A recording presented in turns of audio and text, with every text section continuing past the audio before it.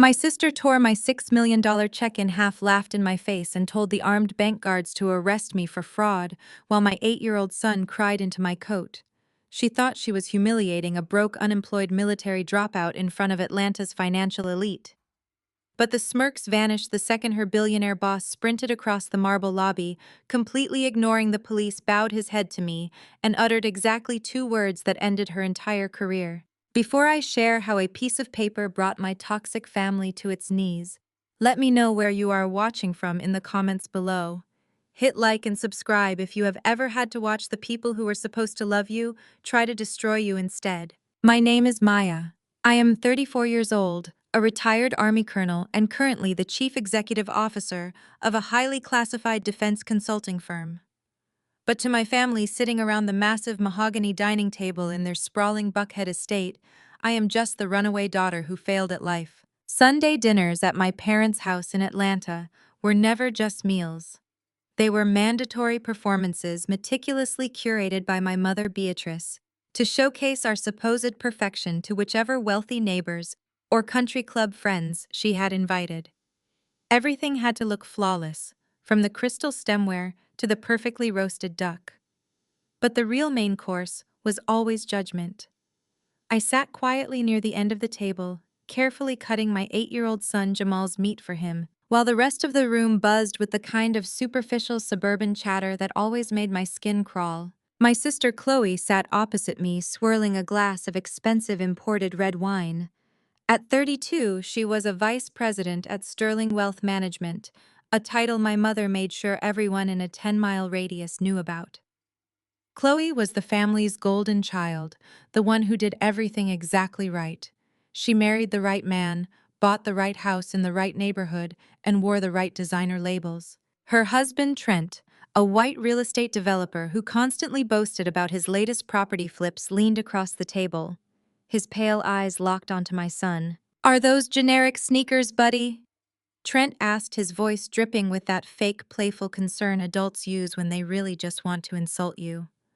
"You know, Maya, if things are that tight, I have some old pairs of designer loafers in the closet.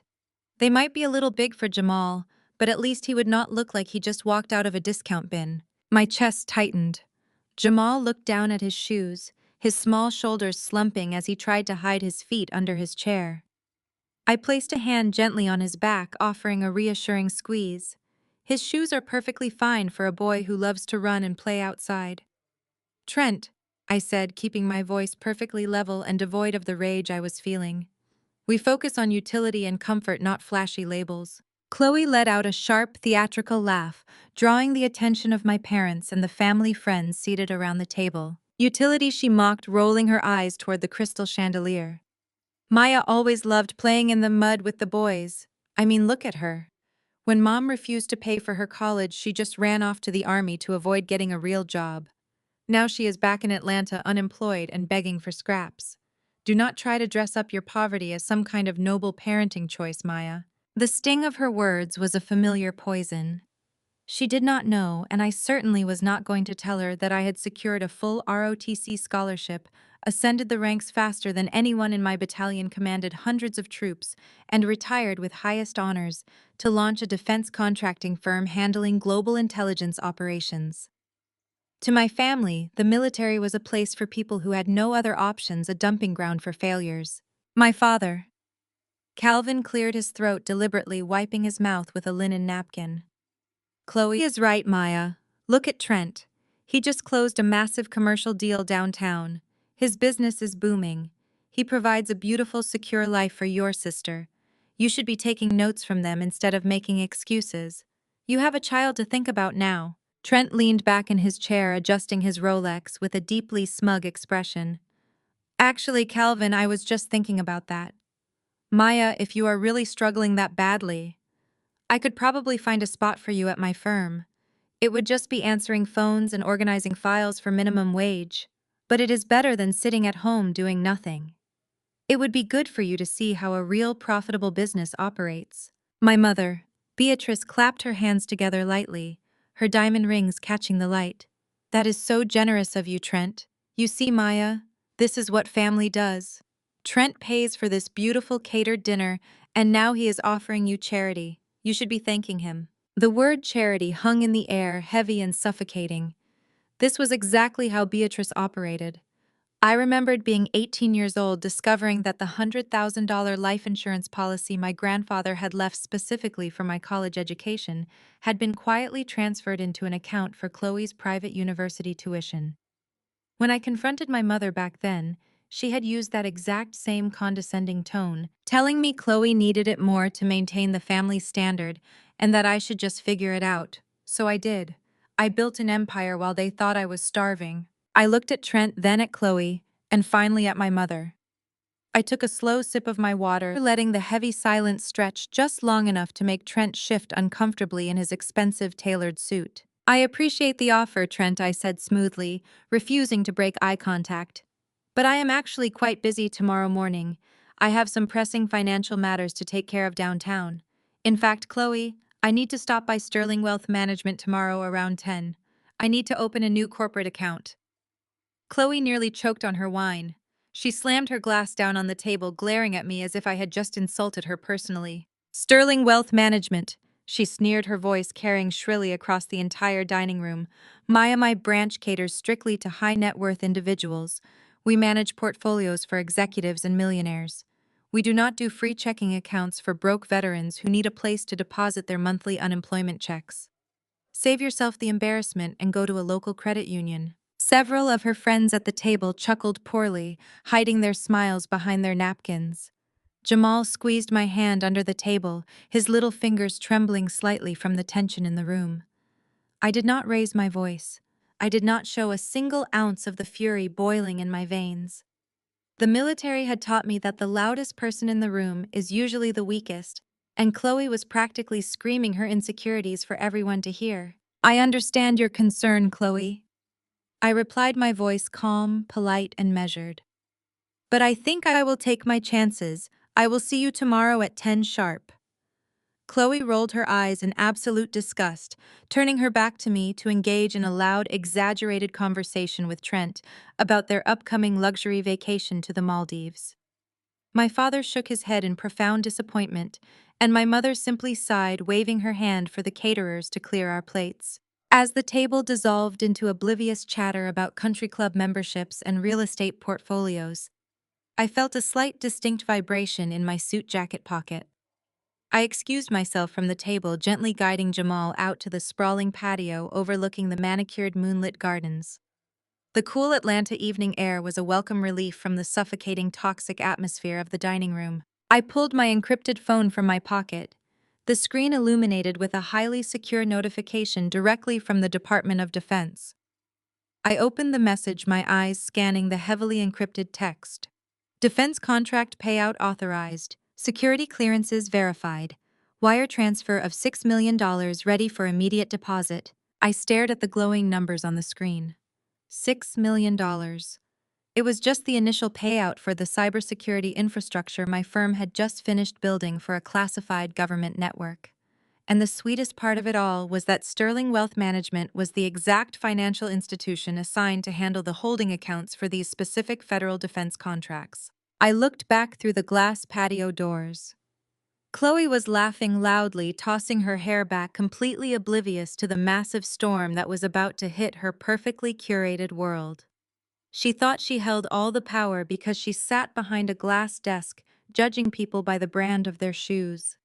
She thought she could publicly humiliate my son and treat my years of military service like a badge of shame. I tucked the secure phone back into my pocket and crouched down to Jamal's eye level, carefully adjusting his shirt collar. "Are we really going to Aunt Chloe's bank tomorrow, Mom?" he asked, his voice small and hesitant. "We sure are, baby." I smiled, smoothing a gentle hand over his hair. "And I promise you it is going to be the most interesting bank visit of her entire life." Calvin cleared his throat with a loud, grating rumble that demanded immediate silence. He tapped his silver fork against his wineglass, ensuring every pair of eyes in the dining room snapped directly to him. As the patriarch of the family, my father operated under the delusion that his opinions were absolute facts.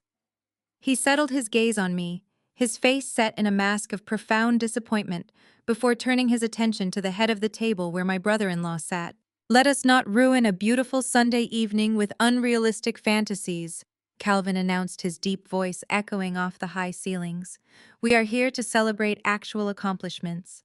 Trent, my boy, I want to formally congratulate you on that massive commercial real estate acquisition downtown.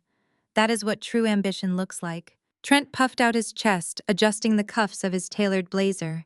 He offered my father a modest nod that was anything but humble. He loved being the center of attention, especially when it came at my expense. He took a slow sip of his bourbon and leaned forward, resting his forearms on the mahogany table. I appreciate that, Calvin, Trent said, his voice dripping with practiced corporate arrogance. It took months of aggressive negotiations, but we finally secured the zoning rights. It is going to be a multi-million-dollar development. Hard work always pays off. It is all about having a solid strategy and a clear vision for the future. My father beamed at him, practically glowing with pride. This was the son he had always wanted, a man who spoke in profit margins and property acquisitions. Calvin turned back to me, the warmth instantly draining from his face, replaced by a cold, calculating stare. You could learn a lot from Trent, Maya, my father said. While you were wasting your youth running around the globe in a uniform playing soldier because you lacked direction, Trent was building an empire. Now you are back in Atlanta, unemployed, hauling my grandson around with no steady income and no prospects.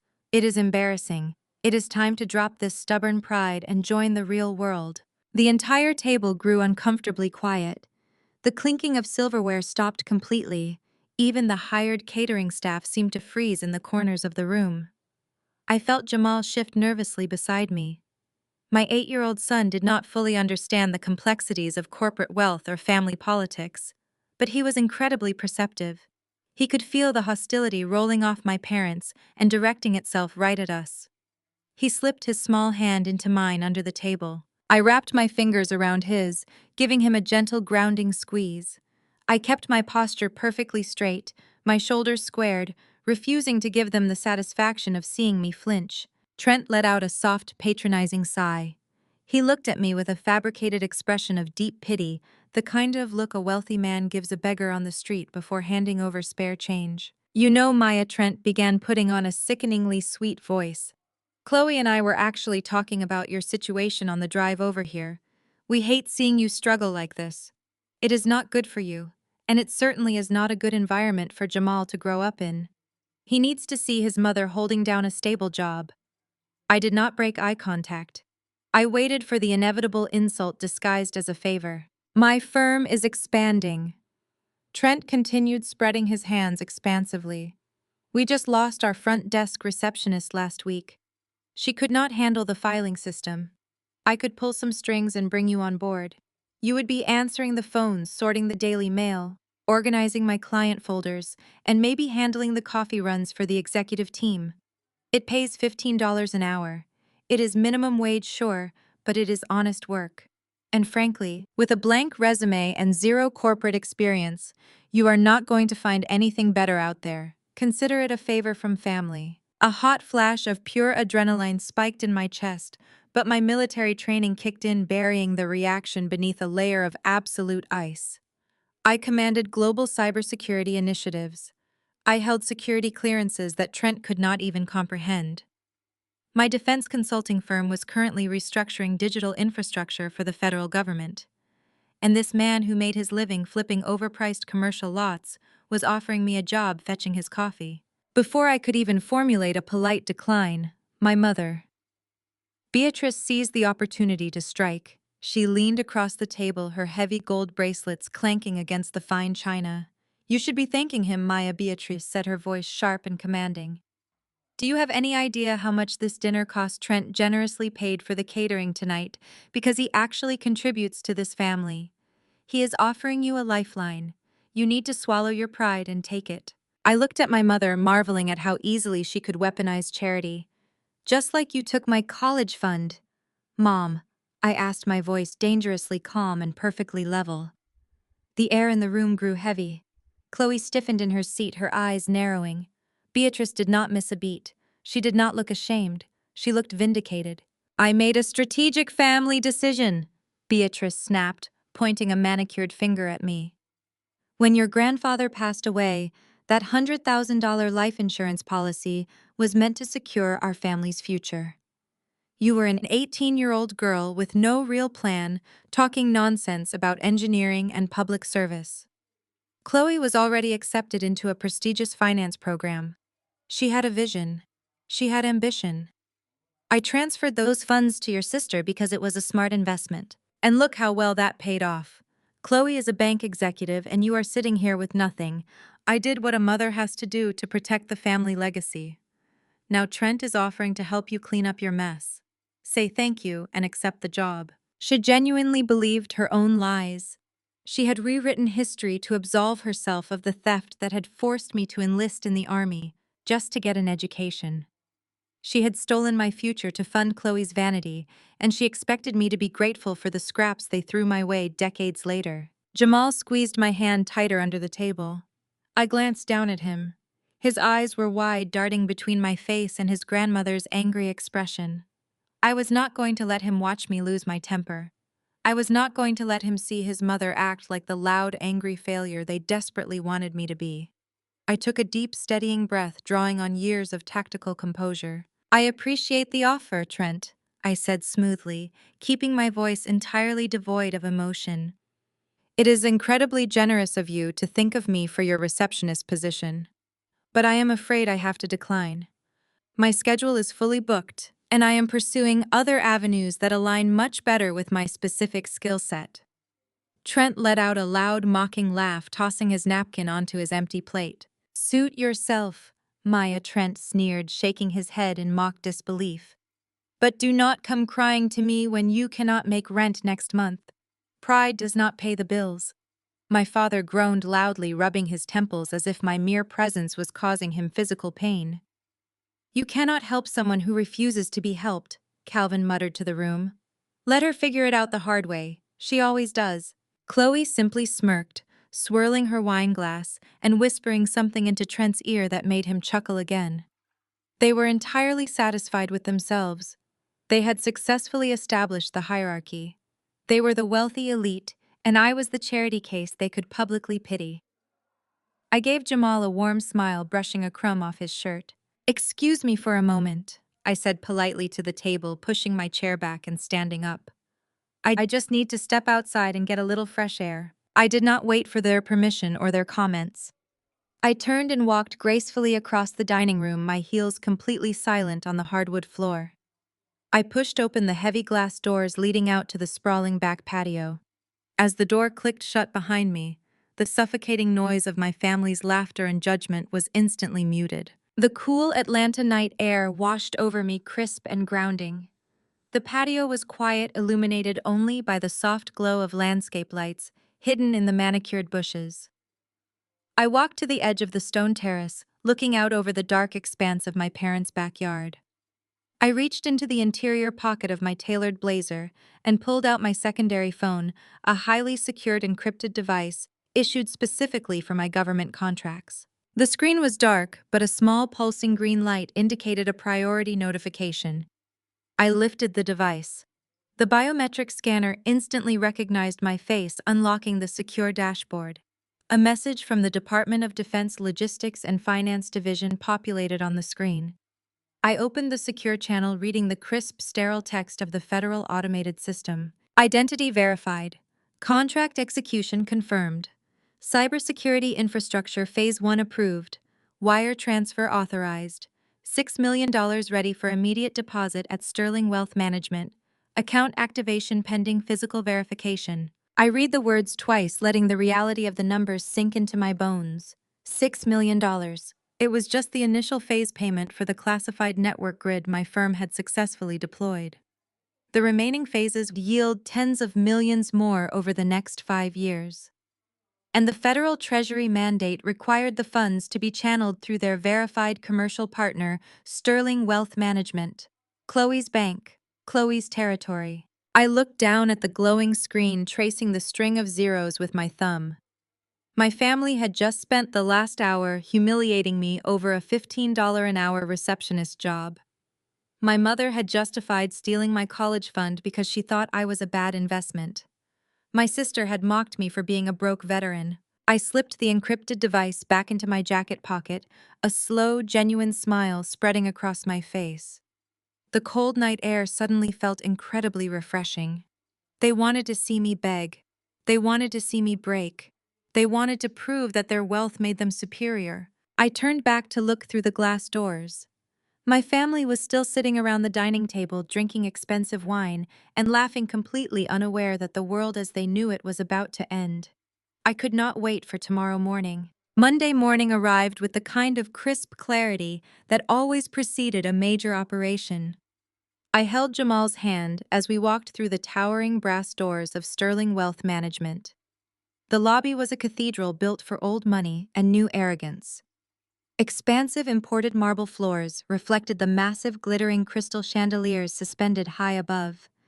The air inside smelled faintly of expensive espresso leather and exclusivity. Men in bespoke suits and women carrying handbags, worth more than a luxury vehicle, moved with quiet, entitled purpose. The entire architecture of the building was designed to be deeply intimidating. It was structured to make ordinary people feel small and unworthy of crossing the threshold. But I was not ordinary, and I certainly was not small. Years of military command, of stare-down, hostile negotiators, and managing high-stakes, global intelligence operations had forged my posture into a weapon of quiet authority. I walked with my spine perfectly straight and my chin level. I scanned the perimeter with the tactical precision of a seasoned officer, noting the placement of the armed guards, the security cameras, and the executive teller stations behind reinforced glass. Jamal matched my stride perfectly, his small hand securely anchored in mine. I had dressed us impeccably, but deliberately understated. I wore a tailored charcoal blazer over a crisp silk blouse paired with slacks that moved silently but commanded absolute respect. Jamal wore a pressed navy button-down shirt and dark trousers, looking every bit the sharp, intelligent boy he was. We belonged in this room just as much as anyone else, even if the billionaire patrons and my own sister did not know it yet. I navigated the expansive lobby, charting a direct course toward the highest-level service desk. But before I could take another step toward the teller line, a sudden flash of movement caught my peripheral vision. I turned my head slightly, my eyes tracking the disturbance. On the mezzanine level, encased in floor-to-ceiling soundproof glass, was the vice president's office. Inside stood my sister. Chloe was in the middle of shaking hands with a wealthy-looking older client. She was wearing her signature syrupy smile, playing the perfect polished financial advisor. But then her eyes darted past his shoulder and locked directly onto me. Even from 50 feet away, across a crowded marble floor, I saw the exact moment her professional facade completely shattered. Her face twisted in absolute horror. Her jaw tightened so hard I could almost hear her teeth grinding together, and her manicured hands physically twitched at her sides. In her mind, her absolute worst nightmare had just materialized in the center of her pristine high-net-worth sanctuary. The broke, embarrassing military failure sister had actually shown up. I had dared to drag my son into her domain, threatening to expose her carefully crafted illusion. Chloe had spent her entire adult life curating a fake family lineage for her colleagues, portraying herself as the sole successful daughter of an elite Atlanta dynasty, conveniently erasing my existence. Chloe abruptly dismissed her wealthy client, gesturing toward the door with frantic, jerky motions that completely broke her polished character. She practically shoved past him to get out of her office. I watched her descend the grand, sweeping staircase. Her designer heels clicked aggressively against the marble stairs. It was a rapid, rhythmic warning signal echoing through the quiet lobby, sounding like a ticking time bomb. She was speedwalking, her eyes burning with a toxic mixture of panic and pure rage. She was determined to intercept me, to cut me off before I could reach the front desk, before any of her prestigious colleagues could associate her with the woman she constantly belittled behind closed doors. This was classic Chloe. I remembered my high school graduation, how she had physically blocked me from greeting her wealthy college friends, because my standard issue uniform did not fit the aesthetic she was trying to project. She was doing the exact same thing now, treating me like a disease she needed to quarantine before it spread to her rich clients. She had always treated my service to this country as a dirty secret, an embarrassing detour that ruined her narrative of a perfect, upper-crust family. I did not alter my pace. I kept walking smoothly toward the executive teller station, projecting an aura of complete unbreakable calm. I could feel Jamal tense slightly beside me. He recognized his aunt's marching stance. It was the same aggressive, dominating posture she used at family dinners, right before she launched a cruel verbal attack. I squeezed his hand gently, a silent command to stay steady and strong. We do not retreat, and we do not show fear. I had trained myself to remain completely unresponsive to her brand of emotional terrorism. Chloe cut fiercely across the center of the lobby, completely ignoring the annoyed glance of a security guard she nearly collided with. She stepped directly into my path, forming a solid blockade of silk and fury. I stopped smoothly, giving her exactly 2 feet of space, maintaining my unbothered, commanding stance. The contrast between my utter stillness and her frantic energy was striking. Several clients nearby paused their conversations, drawn to the sudden shift in the room's atmosphere. Before I could even offer a polite good morning, Chloe lunged forward. She grabbed my upper arm, her perfectly manicured nails digging sharply into the fabric of my tailored blazer. Her grip was desperate and tight, an aggressive attempt to physically drag me backward toward the revolving exit doors. I looked down at her hand, assessing the threat, then looked her dead in the eye. My expression froze over completely, radiating the kind of absolute authority that made grown men in combat zones step back. "What are you doing here?" Chloe hissed, her voice a venomous, panicked whisper intended only for my ears. "I told you last night, we do not do free checking accounts for broke veterans." I looked down at her manicured fingers, gripping the fabric of my charcoal blazer. The pressure was desperate, her knuckles turning white against my sleeve. I did not flinch. I did not pull away abruptly. With the slow, deliberate precision of a commanding officer, dismantling a threat, I reached up and peeled her fingers off my arm one by one. I maintained unbroken eye contact, letting the absolute coldness of my stare freeze the frantic energy radiating off her. Chloe stumbled back half a step, suddenly acutely aware that she was no longer dealing with the vulnerable teenager she used to bully in our childhood home. She was attempting to physically intimidate a woman who had overseen covert operations in hostile territories. I smoothed the invisible wrinkle from my sleeve, completely unfazed by her hostility. "I am not here to ask for a favor, Chloe," I stated clearly, my voice resonating with calm authority. "I have a scheduled appointment with the executive desk to open a new corporate holding account. Please step aside so I can conduct my business." That was the wrong thing to say. Chloe's face flushed a deep, mottled red. The idea that I was dismissing her, that I was treating her like an obstacle rather than the gatekeeper of this elite financial fortress, snapped whatever thin thread of professional restraint she had left. She realized she was losing control of the situation. So she did what she always did when she felt threatened. She performed. She wanted an audience to validate her superiority, to help her put me back in my place. She took a step back and threw her arms up, projecting her voice so it echoed off the imported marble pillars. Several wealthy clients in the waiting area, dressed in bespoke suits and carrying expensive leather briefcases, turned their heads to watch the spectacle. The low hum of banking transactions died down, replaced by the heavy, uncomfortable silence of privileged people witnessing a scene. "You do not have a corporate account," she announced loudly, making sure her voice carried to the armed security guards stationed by the heavy brass doors.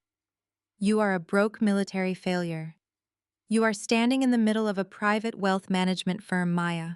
Stop embarrassing yourself." I felt Jamal tense against my side, his small fingers gripping my hand tighter as the eyes of strangers fell upon us. He shifted his weight, pressing his small frame against my leg. I stroked his thumb with my own, keeping my gaze locked on my sister. I radiated peace, shielding my son from the toxic fallout of his aunt's meltdown. Her desperation to humiliate me was blinding her to every protocol she had been trained to follow. But Chloe was not finished. She leaned in, her voice dripping with venomous satisfaction as she weaponized our past for her wealthy audience. "This is just like when you lied about getting into law school." She spat out her words, sharp and calculated. "You made up that entire fantasy just to get attention." Dad had to go around and apologize to all the neighbors for your delusions. You have always been a compulsive liar, Maya, and you are doing it again right now. I let her words hang in the silent lobby. She was projecting a history that she and my parents had carefully fabricated to validate their own toxic hierarchy. The truth was, I had been accepted into one of the top law programs in the country.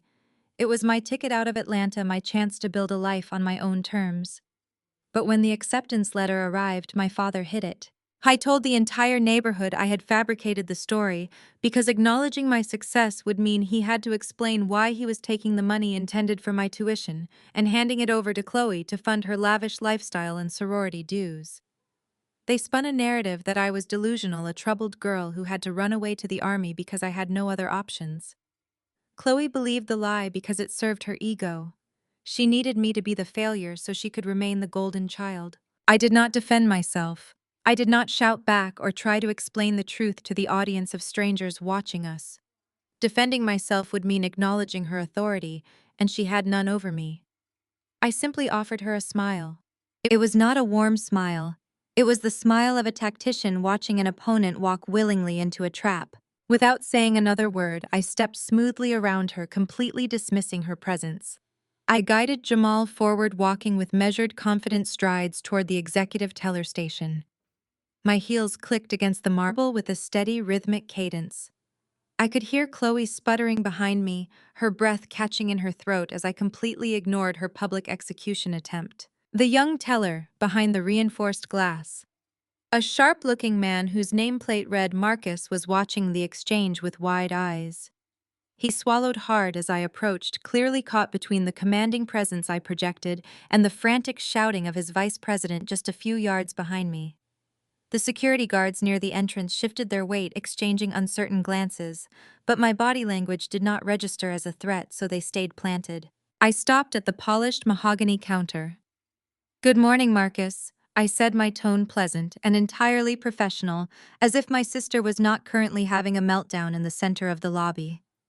"I am here to deposit a federal contract payout and establish a primary holding account." Chloe was marching up behind me, her heels striking the floor like hammer blows. "Do not serve her, Marcus," she ordered, her voice shrill and breathy. "She is a scammer. I am calling security to have her removed from the premises right now." I ignored her entirely. I reached into the interior pocket of my tailored blazer. I placed my military identification card and my state driver license face up on the cool marble counter. Next to them, I laid down the thick sealed envelope bearing the official eagle watermark of the United States Treasury. The paper was heavy, secured with federal anti-tampering seals.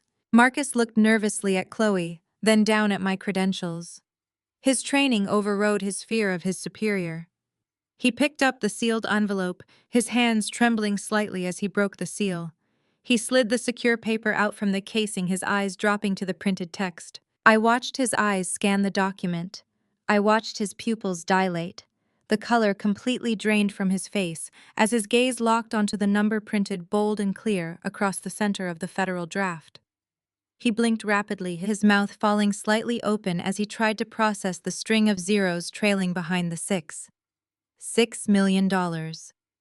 He looked from the checkup to my face and back down to the paper, utterly paralyzed by the sheer magnitude of the deposit sitting in front of him. I was holding more capital in his hands than most of the elite clients in the lobby generated in a decade. But before Marcus could even breathe a word, before he could process the reality of the situation, a blur of motion came from my left side. Chloe, completely unhinged by my refusal to engage with her public humiliation and blinded by her own arrogant assumptions, lunged forward toward the marble counter. Chloe's hand clamped down on the thick watermarked paper, ripping it directly from the young teller's trembling fingers before he could even utter a single syllable. The teller gasped, instinctively reaching out to retrieve the federal document, but Chloe had already snatched it back to her chest. She stood there, her chest heaving, her eyes wild with a frantic, desperate energy that completely shattered her polished, high-level executive persona. She did not look down at the paper in her hand. She did not register the heavy, textured weight of the Federal Reserve stock.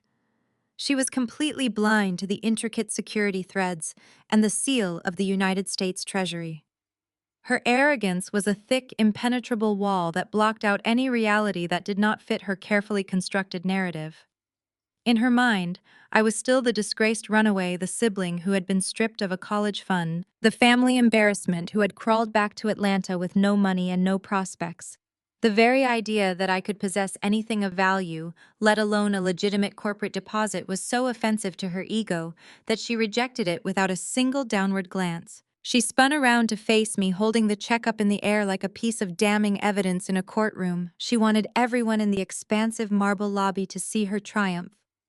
She wanted the wealthy clients, the loan officers, and the security team to witness her putting her broke military failure of a sister back in her rightful place.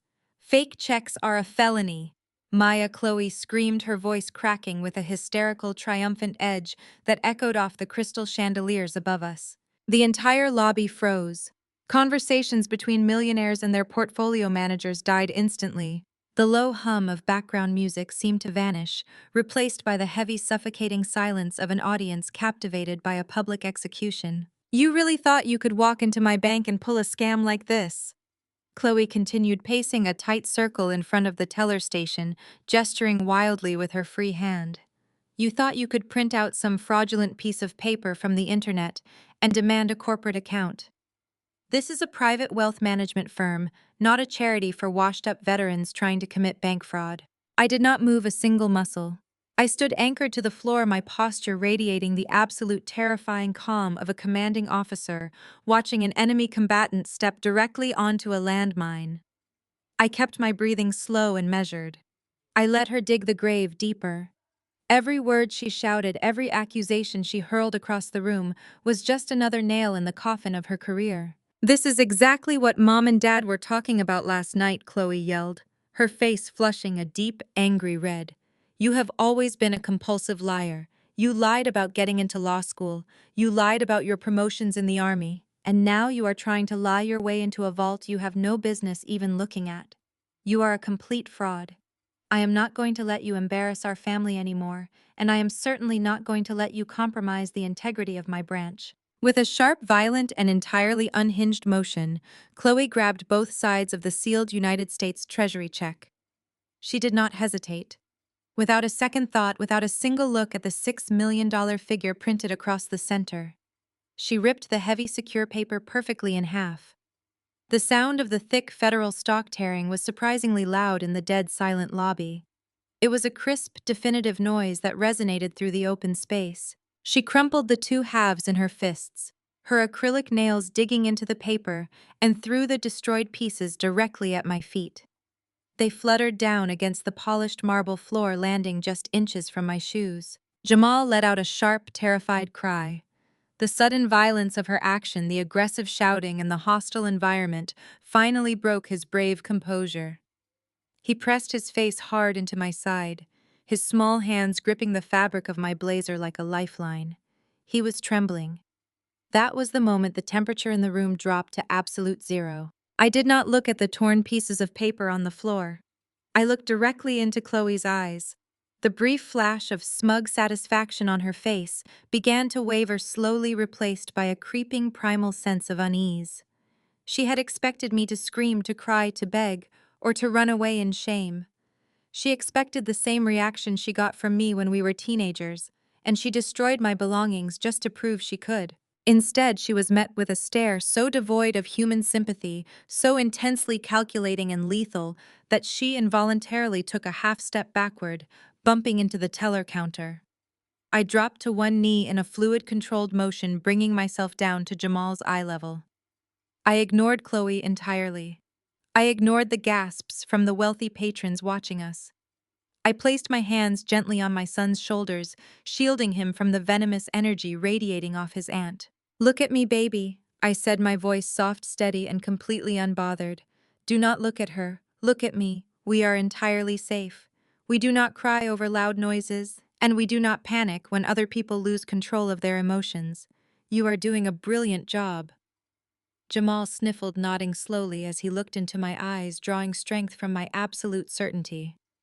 I stood back up, my attention snapping back to the woman who was currently sealing her own fate. Chloe, sensing that she had failed to break me, decided to escalate the situation to its absolute breaking point. She turned her back to me and frantically signaled toward the heavy brass doors at the entrance. "Security," she yelled, her voice pitching into a shrill, authoritative command. "Get over here right now." Two armed bank security guards, who had been watching the altercation, with tense hesitation, immediately unclipped the straps on their holsters and began jogging across the lobby toward us. Their heavy boots echoed loudly against the marble. They were trained to respond to the vice president of the branch, and right now she was directing them to neutralize a threat. "Detain her for fraud," Chloe ordered, pointing a manicured finger directly at my chest as the guards closed the distance. "She brought counterfeit documents into a federal institution. I want her held until the police arrive. We are pressing full charges." The guards slowed their pace slightly as they approached their tactical assessment, clearly conflicting with Chloe's hysterical demands. I was standing perfectly still, my hands visible shielding a crying child. I did not look like a bank robber. I looked like an executive. But Chloe was their boss and she was relentless. "And call Child Protective Services immediately." Chloe continued, her voice echoing off the high ceilings for maximum dramatic effect. "Look at the boy. He is terrified. She is an unfit, homeless scammer dragging a minor into her criminal activities. I am not letting that child leave this building with her. She is a danger to herself and everyone around her." The threat to take my son was the final line she needed to cross. It was the absolute guarantee that I would not show her a single ounce of mercy in the minutes to come. She was not just trying to humiliate me anymore. She was actively trying to destroy my life, my freedom, and my family, all to protect the fragile, toxic illusion of her own superiority. I stood completely motionless as the two armed guards flanked me, stopping just out of arm's reach. One of them, a tall, broad-shouldered man, raised a hand cautiously, his radio crackling on his shoulder. "Ma'am," the guard said, his voice tense but attempting to be professional. "We are going to need you to step away from the counter and come with us to the holding office until local law enforcement arrives." I did not move. I did not comply. I looked down at the torn pieces of the United States Treasury check resting on the marble floor. Destruction of a federally issued bank draft. Attempted detainment under false pretenses. Public defamation. Harassment of a minor. I reached into my pocket, my movements slow and deliberate, so as not to startle the armed men surrounding me. I pulled out my secure government-issued phone. I did not raise my voice. I did not need to.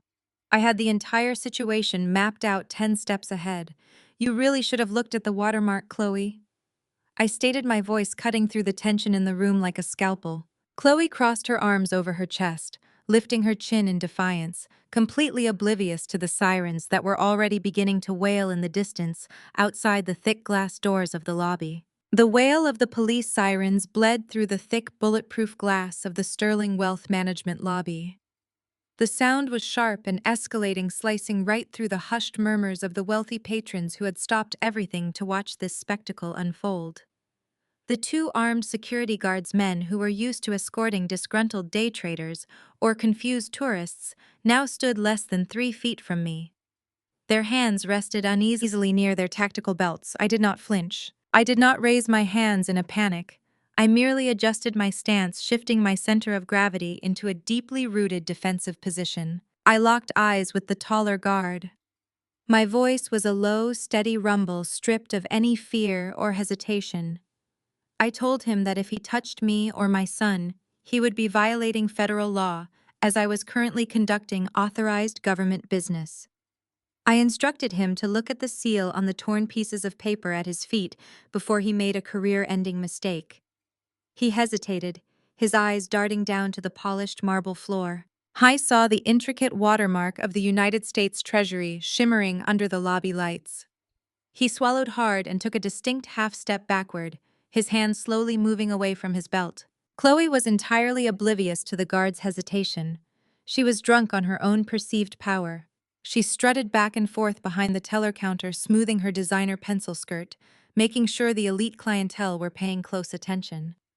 She began addressing the room as if she were hosting a charity gala rather than orchestrating a public arrest. She laughed, a high-pitched grating sound that bounced off the imported stone pillars. She told a man in a bespoke suit standing nearby that this was exactly why the bank needed strict screening protocols to keep the trash out. She loudly declared that I had always been dangerously jealous of her success. She broadcasted our private family business to the entire lobby, claiming that while she was earning her degree and marrying a brilliant real estate mogul, I was scrubbing military latrines because I could not pass a basic college entrance exam. She spun a frantic narrative that I had shown up today to beg for a handout, and when she rightfully refused, I tried to pass off a poorly counterfeited check to scam her branch out of millions. I let her talk. I let the poison spill from her mouth because every single word was just another piece of evidence I would use to dismantle her life. Jamal buried his face deeper into my coat, his small frame shaking against my leg. I rested my hand on the back of his neck, rubbing gentle rhythmic circles to soothe him. I reached into my pocket with my free hand and retrieved my encrypted device. I opened the secure channel linked to the Defense Finance Division and typed a single highly classified override code. I was not calling for help. I was initiating a high-level security alert directly to the bank's federal liaison. If a United States Treasury draft of that magnitude is destroyed on a commercial banking floor, it triggers an automatic Tier 1 federal audit. I pressed send and slipped the phone back into my pocket.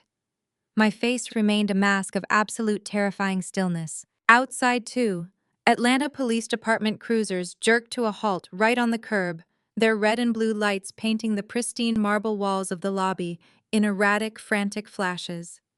The heavy revolving doors spun rapidly as three uniformed officers rushed into the building. They were acting on a priority call from a bank vice president regarding major financial fraud and a hostile individual. They entered the room with their hands resting on their utility belts, their eyes scanning the floor for a threat.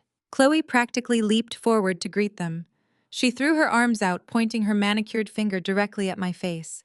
She marched toward the officers, her voice dripping with artificial relief and righteous indignation. She told the officers that I was a disturbed homeless woman who had harassed her tellers and tried to cash a fake multi-million-dollar check. She demanded they put me in handcuffs immediately and remove me from the premises before I became violent. She also demanded they contact Child Protective Services to take Jamal away, claiming I was mentally unstable and using a minor as a prop for a felony scam. The threat to take my son ignited a cold, lethal fire in my chest. But I kept my posture impeccable. The lead officer, a stern-looking man with a graying mustache, turned his attention to me. He took a step forward, assessing the situation. He expected to see an erratic, dangerous scammer. Instead, he saw a woman in a perfectly tailored suit standing with impeccable, disciplined posture, calmly shielding a child. I did not look like a criminal. I looked like a woman who owned the building. I maintained unbroken eye contact with the lead officer. I stated my name, my retired military rank, and the exact nature of the federal document my sister had just destroyed. I instructed the officer to secure the torn pieces of the check on the floor as federal evidence of financial sabotage and destruction of government property. Chloe scoffed loudly, stepping right up to the officer and waving her hands dismissively. She told him I was delusional, a compulsive liar who had been estranged from the family for years. She urged them to stop listening to my nonsense and just arrest me before I caused a scene and upset the high-net-worth individuals trying to conduct their business. The officers hesitated, clearly caught between the frantic vice president of the bank and the incredibly calm, commanding woman standing before them. The tension in the lobby was thick enough to choke on. The wealthy clients watched in absolute silence, completely captivated by the standoff. No one dared to move. Chloe crossed her arms over her chest, a smug, victorious smile spreading across her face. She looked at me with absolute contempt, waiting for the heavy metal cuffs to snap around my wrists. She was savoring the moment she had dreamed of since we were teenagers, the moment she could finally prove to the world that she was the superior daughter and I was the absolute failure our parents always claimed I was. She tilted her chin up, her eyes gleaming with toxic satisfaction, completely oblivious to the trap that had just snapped shut around her ankles. But before the lead officer could ask me for my identification, before he could even take another step in my direction, to attempt an arrest, A sound pierced through the heavy, suffocating silence of the room. It was a sharp, high-pitched chime. It came from the very back of the expansive lobby. Everyone turned their heads. Even Chloe broke her venomous stare to look toward the sound. The massive gold-plated doors of the private VIP elevator, an elevator reserved exclusively for the bank's board of directors and top-tier billionaires, violently slammed open. The heavy gold-plated doors of the private VIP elevator did not just open. They recoiled violently, striking the marble walls with a deafening metallic crack that made the armed guards flinch and the wealthy patrons jump. This was the elevator reserved exclusively for the board of directors, the one that required triple biometric authentication to even summon. It was a transport built for absolute discretion and smooth transitions, not panic. Out burst Harrison Sterling. At 65 years old, Harrison was an undisputed titan of Atlanta. He was a man who had built a financial empire from nothing, navigating the ruthless, high-stakes world of global wealth management with legendary composure and razor-sharp precision. I knew his dossier intimately. He was famously unflappable. He had negotiated multi-billion-dollar mergers without ever breaking a sweat or raising his voice above a polite conversational register. But right now, the billionaire chief executive officer was sprinting. I was literally running across his own pristine lobby. His custom-tailored Tom Ford suit jacket flared out wildly behind him. His silk tie was completely askew, a detail so out of character it bordered on apocalyptic. He was gasping for air, his chest heaving as his expensive leather dress shoes slapped aggressively against the imported Italian marble. He was not looking at the panicked security guards. I was not looking at the 3 Atlanta police officers standing with their hands hovering over their duty belts. He was looking directly exclusively at me. The sheer visual of a man of his stature and power, sprinting like a terrified rookie, sent a shockwave through the room. The low hum of banking transactions, the ringing of phones, the hushed conversations of the elite clientele. Everything ceased completely. The lobby transformed into a vacuum of silent, suffocating tension. Chloe, however, was completely blinded by her own raging narcissism. In her twisted, self-centered reality, the CEO of the bank had personally rushed down from his penthouse suite because he had heard about her heroic intervention on the banking floor. She actually believed her own lie. She truly thought Harrison Sterling had come to pin a medal on her chest for catching a homeless scammer and protecting the integrity of his institution. Chloe immediately abandoned her aggressive, triumphant stance toward the police officers. She smoothed down the front of her designer pencil skirt, flipped her freshly blown-out hair over her shoulder, and plastered on the most sickeningly sweet, syrupy smile I had ever seen. She took 3 deliberate steps forward, positioning herself directly in Harrison's path. She puffed out her chest, radiating the smug entitlement of a middle management climber who thought she had just secured her promotion to the executive board. Mr. Sterling. Chloe projected her voice, dripping with artificial corporate charm, loud enough to ensure the entire lobby heard her. Thank goodness you are here. There is absolutely no need to worry. I have the entire situation completely under control. This woman attempted to breach our security protocols with forged federal documents, but I intercepted the threat before she could compromise our branch. The police are handling the trash right now. She stood there, blocking the direct line between me and the CEO, waiting for his praise. Harrison did not slow down. He did not blink. He did not even look at her face. As Chloe stepped into his direct path, Harrison simply threw his right arm out. It was not a polite nudge to bypass an employee. It was a violent, desperate physical shove. He struck her squarely in the shoulder, treating his vice president like a minor physical obstruction in an active combat zone. Chloe let out a sharp, undignified gasp of pure shock as the physical force sent her stumbling backward. Her designer heels skidded violently across the slick marble floor. She flailed her arms, barely catching herself against the polished edge of the teller counter to avoid falling flat on her back. Her syrupy smile shattered, instantly replaced by a mask of total, uncomprehending horror. She stood frozen, clutching her bruised shoulder, her mouth opening and closing soundlessly as she watched her billionaire boss completely ignore her existence. Harrison did not apologize to her. He did not even glance back to see if she had fallen. He kept his eyes locked firmly on mine, his pupils dilated with absolute panic. He pushed past the lead police officer, completely disregarding the yellow barricade tape the security guards were attempting to unspool. The veteran police officer opened his mouth to issue a verbal command to take control of the chaotic scene, but the sheer, radiating terror coming off the most powerful man in Atlanta silenced him instantly. The officer stepped back, lowering his hands, sensing that he had just walked into a situation far above his pay grade. Harrison came to a dead stop exactly 3 feet in front of me. The man who managed the wealth of entire nations was visibly trembling. A fine layer of cold sweat coated his forehead, and all the color had completely drained from his dark skin, leaving him looking as though he had just stared into the barrel of a loaded weapon. His chest heaved as he struggled to catch his breath. I did not move. I kept one hand resting gently on Jamal's shoulder, shielding my son while my posture remained locked in absolute unyielding military authority. I let Harrison feel the full weight of my silence. I let him feel the catastrophic gravity of the federal alert I had just triggered inside his building. The entire lobby, dozens of the wealthiest people in the city, the armed police force, the tellers behind their glass partitions, and my utterly paralyzed sister watched the scene unfold in breathless, stunned silence. No one dared to make a sound.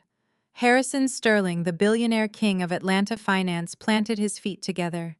He lowered his eyes to the marble floor, dropped his shoulders, and executed a deep, unmistakable bow of absolute submission right in front of me. When he finally raised his head, his voice echoed through the dead silent room, carrying a weight of pure, unadulterated terror. He uttered exactly 2 words. "Colonel, apologies." The absolute silence that swallowed the Sterling Wealth Management lobby was deafening. Billionaires, elite brokers, and armed police officers stood completely paralyzed as Harrison Sterling, a man who moved markets with a single phone call, kept his head bowed to me. Chloe looked like she had just been struck by lightning. Her jaw physically dropped. Her perfectly applied makeup suddenly looked like a plastic mask melting off her face. For 10 agonizing seconds, her brain simply short-circuited. She could not reconcile the reality in front of her with the toxic delusion she had built her entire life upon. "Mr. Sterling," Chloe finally stammered, letting out a high, hysterical giggle that sounded like tearing metal. "What are you doing? You are confused. This is not some high-ranking official. This is just Maya. She is my loser sister. She is a broke, unemployed dropout who came here to beg for a checking account and run a scam." Harrison slowly raised his head. He turned his neck with the terrifying, deliberate precision of a predator locking onto its prey. He looked at Chloe not as a vice president of his bank but as a fatal liability. "Do not ever speak to her like that in my presence again."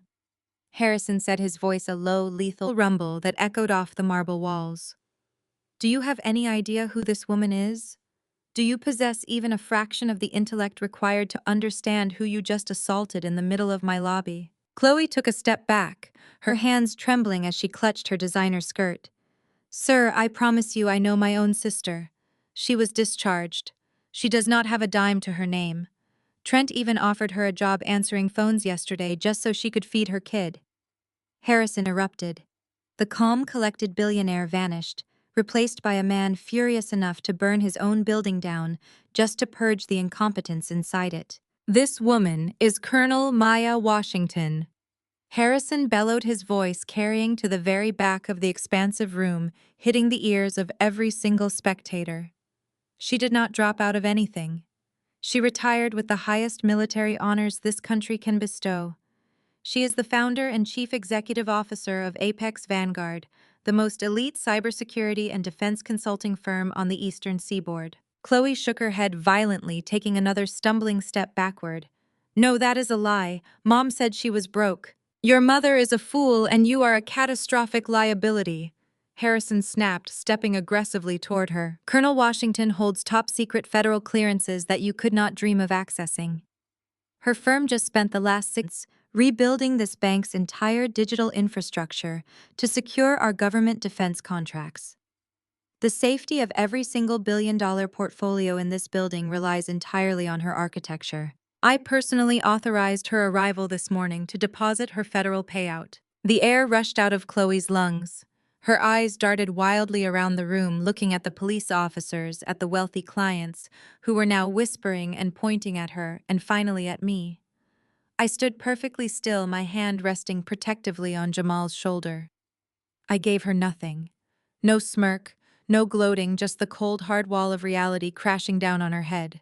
Harrison took a deep breath, trying to steady his own racing heart. He turned back to me, offering another deeply respectful nod. Colonel, I received the Tier 1 security alert. I came down the moment the system flagged a breach involving your transaction. Please tell me exactly what the issue is so I can resolve it immediately. I did not point. I simply shifted my gaze downward. Harrison followed my eyes. He looked down at the polished marble floor between my polished shoes and Chloe's designer heels. There, resting on the pristine stone, were the two torn halves of the heavy watermarked paper. Harrison leaned down, slightly squinting at the debris.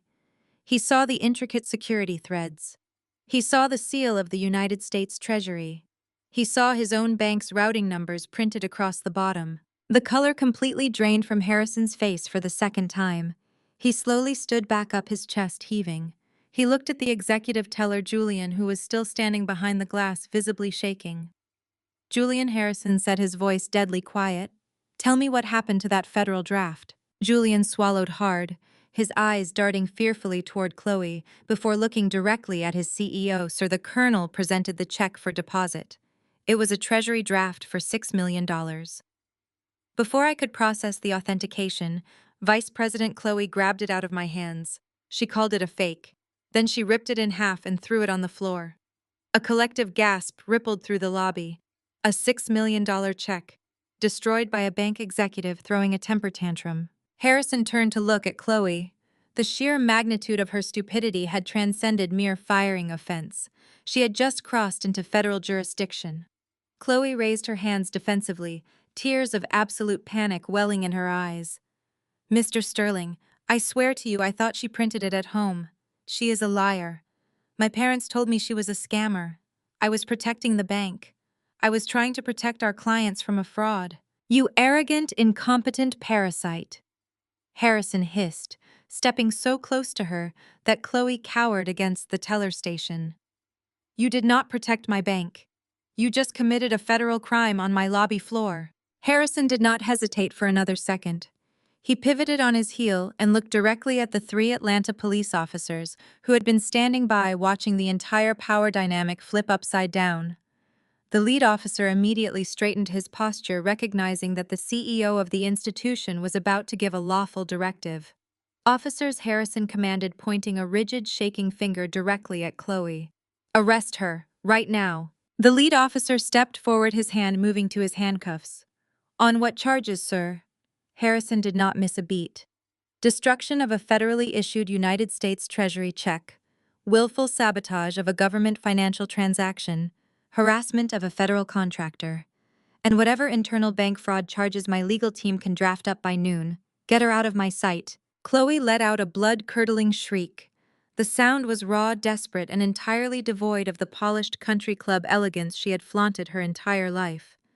As the two officers advanced on her, grabbing her arms to pull them behind her back, she began to thrash and kick. No, you cannot do this to me. I am a vice president. My husband is Trent. Do you know who we are? We have money. We have power. Maya, tell them to stop. Tell them you made a mistake. I stood rooted to the marble floor, my expression carved from ice. I did not blink. I did not offer her a single word of salvation. She was finally reaping the harvest of the toxic seeds she and my parents had planted decades ago. As the cold metal handcuffs snapped shut around Chloe's wrists with a definitive sharp click, Harrison stepped right up to her struggling form. You are no longer a vice president, Harrison stated, his voice ringing with absolute finality. He reached out, grabbed the sterling silver lanyard hanging around her neck, and violently yanked it downward. The fabric snapped. The plastic identification badge clattered against the floor, landing right next to the torn $6 million check. You are fired, Harrison declared, loud enough for every single client, teller, and guard to hear. You are stripped of all credentials. Your accounts will be frozen, pending an internal audit of every transaction you have ever handled, and you will be fully prosecuted. Chloe fell to her knees, sobbing uncontrollably, her designer skirt bunching up against the cold stone floor. The officers hauled her roughly back to her feet. "Guards," Harrison barked, looking at the same armed security team Chloe had tried to weaponize against me moments earlier. "Assist the police. Escort this former employee off my premises immediately. If she ever steps foot within 500 yards of this building again, I want her tackled to the pavement." The security guards moved with eager precision, flanking the police officers as they dragged a hysterical, sobbing Chloe toward the revolving brass doors. She screamed my name. She screamed for our mother. She kicked her expensive heels against the floor, fighting like a wild animal, but it was useless. The elite client stepped out of the way, watching with wide eyes and hushed whispers, as the golden child of the family was paraded out of the building like a common criminal. I watched the flashing red and blue police lights illuminate her tear-streaked face as they shoved her into the back of the cruiser. The heavy doors slammed shut, trapping her inside. The silence returned to the lobby, heavy and absolute. Harrison Sterling turned back to me, taking a deep, shuddering breath to compose himself.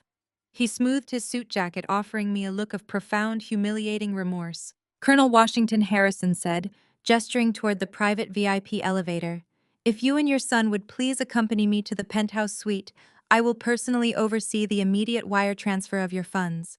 And I assure you, Sterling Wealth Management will be adding a highly substantial apology bonus to your initial deposit.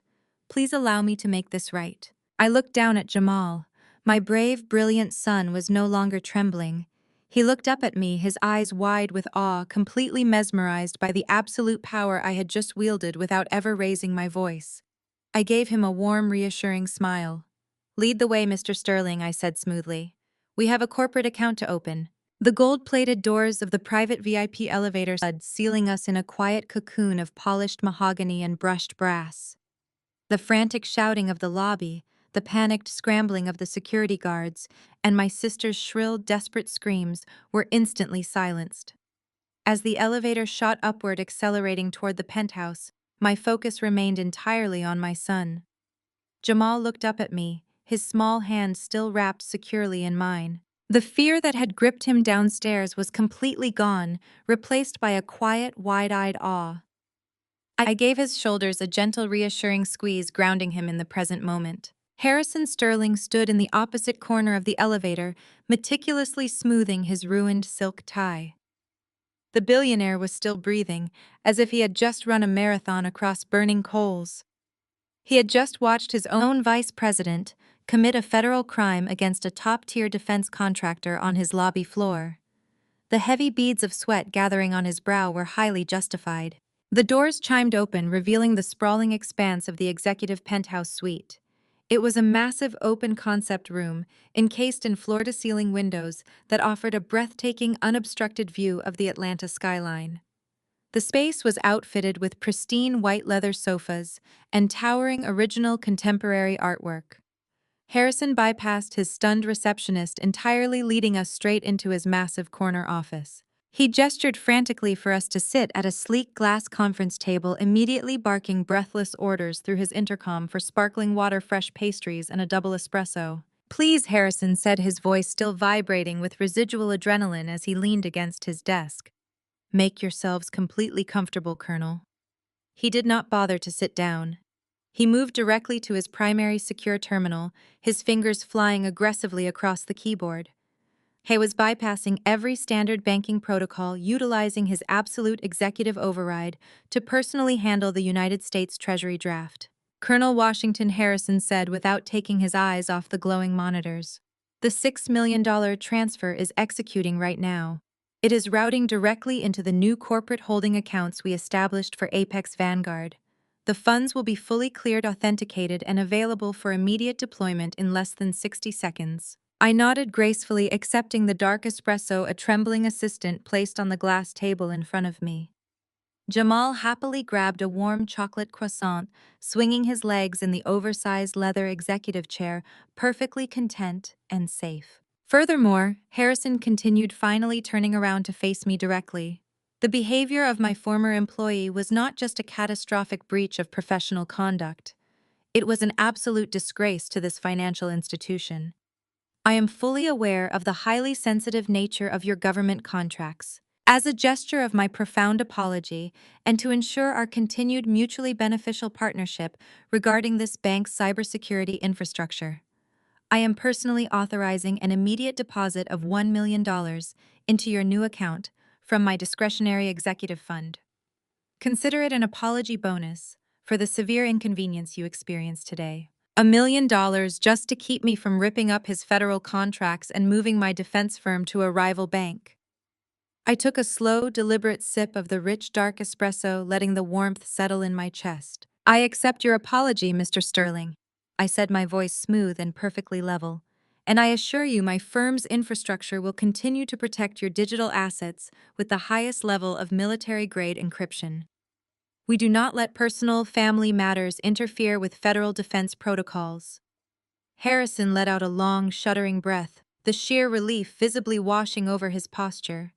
He sank heavily into his leather chair, rubbing his temples as if trying to massage away a sudden migraine. As we sat in the quiet luxury of the penthouse, my personal phone began to vibrate violently inside my tailored blazer pocket. It was not a single isolated notification. It was a relentless, rapid-fire barrage of incoming calls and text messages. The shockwave of Chloe's massive public arrest had already reached the quiet, manicured streets of the Buckhead suburbs. I pulled the device out and glanced at the bright screen. 30 missed calls from my mother Beatrice, 15 missed calls from my father Calvin. The text messages popping up on the lock screen were a frantic, aggressive wall of text, shifting rapidly from deep confusion to absolute blinding rage. I did not bother reading them. I simply set the phone face down on the glass table and stood up, turning my attention to the sprawling floor-to-ceiling windows. Down on the street level, directly below the penthouse, I could see the flashing blue and red lights of multiple Atlanta police cruisers parked haphazardly along the curb. Two uniformed officers were currently shoving a frantic, thrashing figure into the back of a squad car. Even from this dizzying height, I could clearly recognize Chloe's designer pencil skirt. The absolute golden child of the family, the woman who had spent her entire morning trying to get me arrested and my son taken away, was currently being hauled off to a downtown holding cell. I felt absolutely nothing. There was no pity, no guilt, and no lingering sisterly affection. There was just the cold, clean satisfaction of a neutralized threat. My phone buzzed again this time, alerting me to a new incoming voicemail. I picked the device back up and tapped the screen, raising the speaker to my ear, while Harrison finished generating my digital account portfolios. The audio began with a sharp, piercing shriek. It was Beatrice. Her voice was completely unhinged, stripped entirely of the fake country club refinement she usually wore like a protective suit of armor. Maya Beatrice screamed through the phone, the audio heavily clipping from the sheer volume of her panic. "How could you do this to your sister? The police just called Trent. They are denying her bail until a federal magistrate reviews the case. You set her up. You walked into her bank and deliberately provoked her just to ruin her career because you are jealous." I listened with icy detachment as my mother frantically rewrote reality in real time. Chloe had committed a federal crime in front of 50 witnesses, but somehow Beatrice had already decided I was the vindictive villain of the story. "You know Trent's business is struggling," Beatrice shrieked, her voice cracking with desperate, ugly sobs. "You know they are barely keeping their heads above water right now. You ruined her life on purpose. You are a hateful monster and you are tearing this entire family apart." The voicemail clicked to an abrupt end. The automated prompt softly asked if I wanted to save or delete the message. I did not press a single button. I simply froze, staring blankly out the window. My highly trained tactical mind immediately flagged the massive, glaring discrepancy. The analytical gears in my head snapped firmly into place, locking onto the single, undeniable inconsistency in my mother's hysterical rant. Trent's business is struggling. I walked slowly back to the white leather chair and sat down, the espresso turning cold on my tongue. I replayed the audio file in my head, analyzing the exact tone, pitch, and phrasing my mother had used. She had not said it like a passing minor worry. She had screamed it like a terrifying, undeniable fact. But that made absolutely no logical sense. Just last night at the dining table, Trent had loudly bragged about closing a massive commercial real estate acquisition downtown. He had condescendingly offered me a minimum wage job as a receptionist, acting like a benevolent king, tossing stale bread to a starving peasant. My father had openly praised his booming empire. Trent drove a luxury imported vehicle, wore custom-tailored blazers, and constantly flaunted a lifestyle of infinite, untouchable wealth. If he was barely keeping his head above water, where was all the money coming from? Why would my status-obsessed mother ever admit to such a humiliating financial failure, unless the pressure behind closed doors was entirely overwhelming? There was a gaping massive hole in their story. Trent, the pretentious white real estate guru who had married into my family and acted like he owned the entire city, was a walking contradiction. People who are actually wealthy, they do not constantly brag about paying for catering, and they certainly do not let their mother-in-law scream about their struggling business on a recorded voicemail, unless the foundation of their entire life is built on a massive, devastating lie. "Mr. Sterling," I said, setting my phone down and looking sharply across the mahogany desk. "I need a secure, dedicated internet connection, immediately." Harrison did not ask a single question. He simply reached into a drawer and handed me a sleek black tablet already logged into the bank's highly encrypted guest network. I opened my briefcase and pulled out my primary defense laptop. I linked the devices with practiced speed, establishing a secure, untraceable virtual private network straight to my firm's global intelligence database. Jamal was happily watching an animated show on my secondary phone, completely oblivious to the digital siege I was about to launch. I cracked my knuckles, my eyes locked onto the glowing monitor. Chloe thought ripping up a piece of paper was the ultimate power move. She had absolutely no idea that her mother had just handed me the master keys to destroy everything they had left. I began running a deep dive forensic background check on Trent's real estate firm, bypassing standard public records and directly accessing highly classified federal financial tracking algorithms. It was time to see exactly what my arrogant brother-in-law was hiding in the dark. My fingers flew across the keyboard of my defense laptop, the tactical keystrokes sharp and rhythmic in the quiet expanse of the penthouse. I bypassed the standard commercial firewalls, with a few lines of proprietary code, bridging my device directly into the federal financial tracking algorithms my firm had designed for the intelligence community. I did not need a warrant. As a cleared federal contractor overseeing domestic cyber infrastructure, tracing anomalous financial routing was literally in my job description. I pulled up the corporate registry for Trent and his supposedly booming real estate empire. At Sunday dinner, he had sat at the head of my parents' dining table, swirling his bourbon, bragging about a multi-million-dollar commercial acquisition downtown.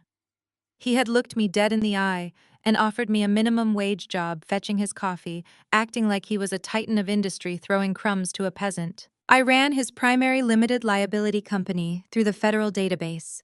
The results populated on my screen in a matter of seconds, and the sheer volume of red flags flashing across the dashboard almost made me laugh out loud. Trent was not a real estate mogul, he was a ghost. According to the encrypted tax records and property deeds flashing across my monitor, Trent had not legally acquired a single piece of commercial real estate in over 4 years. The massive downtown development he had bragged about to my father was nothing but a highly leveraged, heavily mortgaged shell company. The properties he claimed to own were either in active foreclosure or tied up in aggressive litigation for unpaid contractor invoices. So how was he paying for the tailored suits, the imported luxury vehicles, and the catered dinners my mother so proudly flaunted? I dug deeper, tracking the capital flowing into his corporate accounts. The data painted a picture so deeply criminal, it was almost textbook. Trent was soliciting millions of dollars from private wealthy investors in the Atlanta area, promising them guaranteed high-yield returns on exclusive property developments. But instead of buying real estate, he was taking the fresh capital from new investors and using it to pay off the dividends of his older investors, skimming a massive percentage off the top to fund his outrageously lavish lifestyle. My white, arrogant brother-in-law was running a textbook multi-million-dollar Ponzi scheme. He was a financial parasite wearing a designer suit. But a scam of that magnitude requires a massive laundering apparatus. You cannot simply move millions of dollars of fraudulent investor capital through standard banking channels without triggering automated anti-money laundering protocols. The Federal Reserve tracks deposits over $10,000. Trent was moving hundreds of thousands a week. He needed an inside operator. He needed someone with high-level executive override authority at a major financial institution to manually bypass the security flags. I tracked the routing numbers attached to Trent's offshore shell accounts. My eyes narrowed as the digital trail lit up exactly where I expected it to. Every single fraudulent wire transfer, every dirty dollar Trent had stolen from his investors had been routed directly through Sterling Wealth Management. I pulled up the employee authorization logs for those specific transaction dates. There it was stamped in indisputable digital ink. Chloe's executive credentials. My sister, the golden child, who had just tried to have me arrested for fraud, had been using her vice president access to manually override the federal security flags on her husband's stolen money. She was not just married to a criminal. She was a fully complicit active co-conspirator in a federal money laundering operation. Whether she was driven by her insatiable greed to maintain her wealthy socialite image, or she was simply too arrogant to believe she could ever be caught, it did not matter. She had left a digital footprint wide enough to drive a tank through. I cross-referenced Trent's name with the active federal watch lists. The system pinged immediately. The Financial Crimes Enforcement Network already had a silent active surveillance protocol placed on his primary holding accounts. Trent and Chloe were completely oblivious, but the federal government was already watching them. Based on the data accumulation, Trent was only weeks, maybe even days away from a massive sweeping federal indictment. The house of cards was already collapsing, which perfectly explained my mother's hysterical screaming voicemail about Trent's business struggling. They were out of new investors. The old investors were demanding their money, and the cash flow had completely dried up. I compiled every single wire transfer, every forged property deed, and every bypassed security log into a highly encrypted dossier. I locked the file, saved it to a secure external drive, and disconnected my laptop from the bank's network. I closed the laptop and looked over at Jamal. He had finished his pastry and was looking out the floor-to-ceiling windows at the sprawling city below, completely relaxed. Harrison Sterling stood near his desk, giving me a respectful, inquiring look. I packed my equipment into my briefcase and stood up, smoothing the front of my blazer. "Thank you for the secure connection, Mr. Sterling," I said, my voice projecting absolute confidence. "The funds have been verified. My team will be in touch regarding the next phase of your cybersecurity upgrades." Harrison rushed forward to shake my hand, his grip firm and profoundly grateful. "Colonel Washington, the bank remains in your debt. I will have my personal security team escort you and your son down through the private garage. You will not have to deal with any of the chaos in the main lobby." I thanked him, taking Jamal's hand as we were guided out of the penthouse. We bypassed the entire public spectacle, slipping into a tinted armored town car courtesy of the bank, which transported us smoothly back to where my own vehicle was secured. I drove us out of the city, leaving the towering skyscrapers of the financial district behind. We headed deep into the most exclusive, heavily forested suburbs of Atlanta. My family believed I was living in some rundown, low-income apartment complex. They had spent years convincing themselves I was a destitute failure. I turned my vehicle onto a private, winding road, bordered by towering oak trees, approaching the massive wrought iron gates of my estate. The property was a sprawling, ultra-modern fortress, hidden behind acres of dense, manicured foliage. It was equipped with military-grade perimeter security, biometric access points, and reinforced structural architecture. It was not just a home.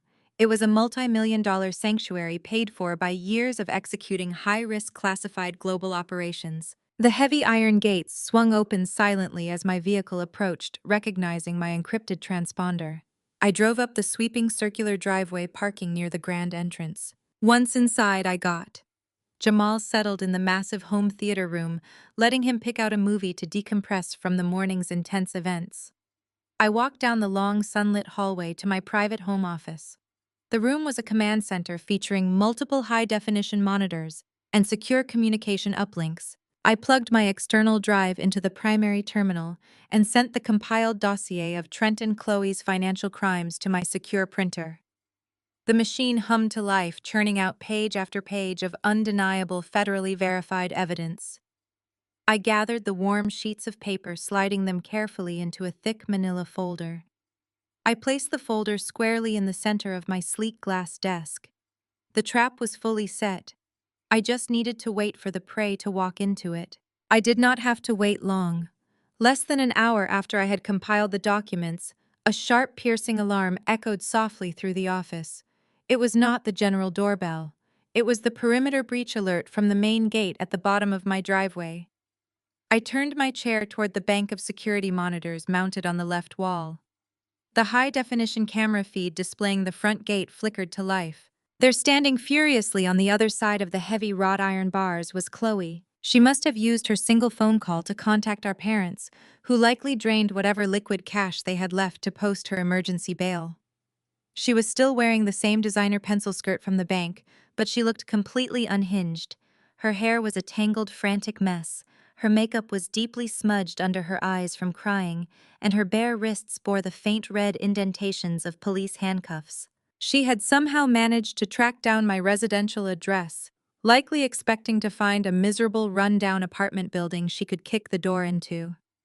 Instead, she was staring up at a towering, impenetrable gate guarding a private estate that dwarfed anything her fraudulent husband had ever claimed to own. She slammed her open palms violently against the iron bars, her mouth moving in angry, desperate shouts that the outdoor microphones picked up with crystal-clear audio.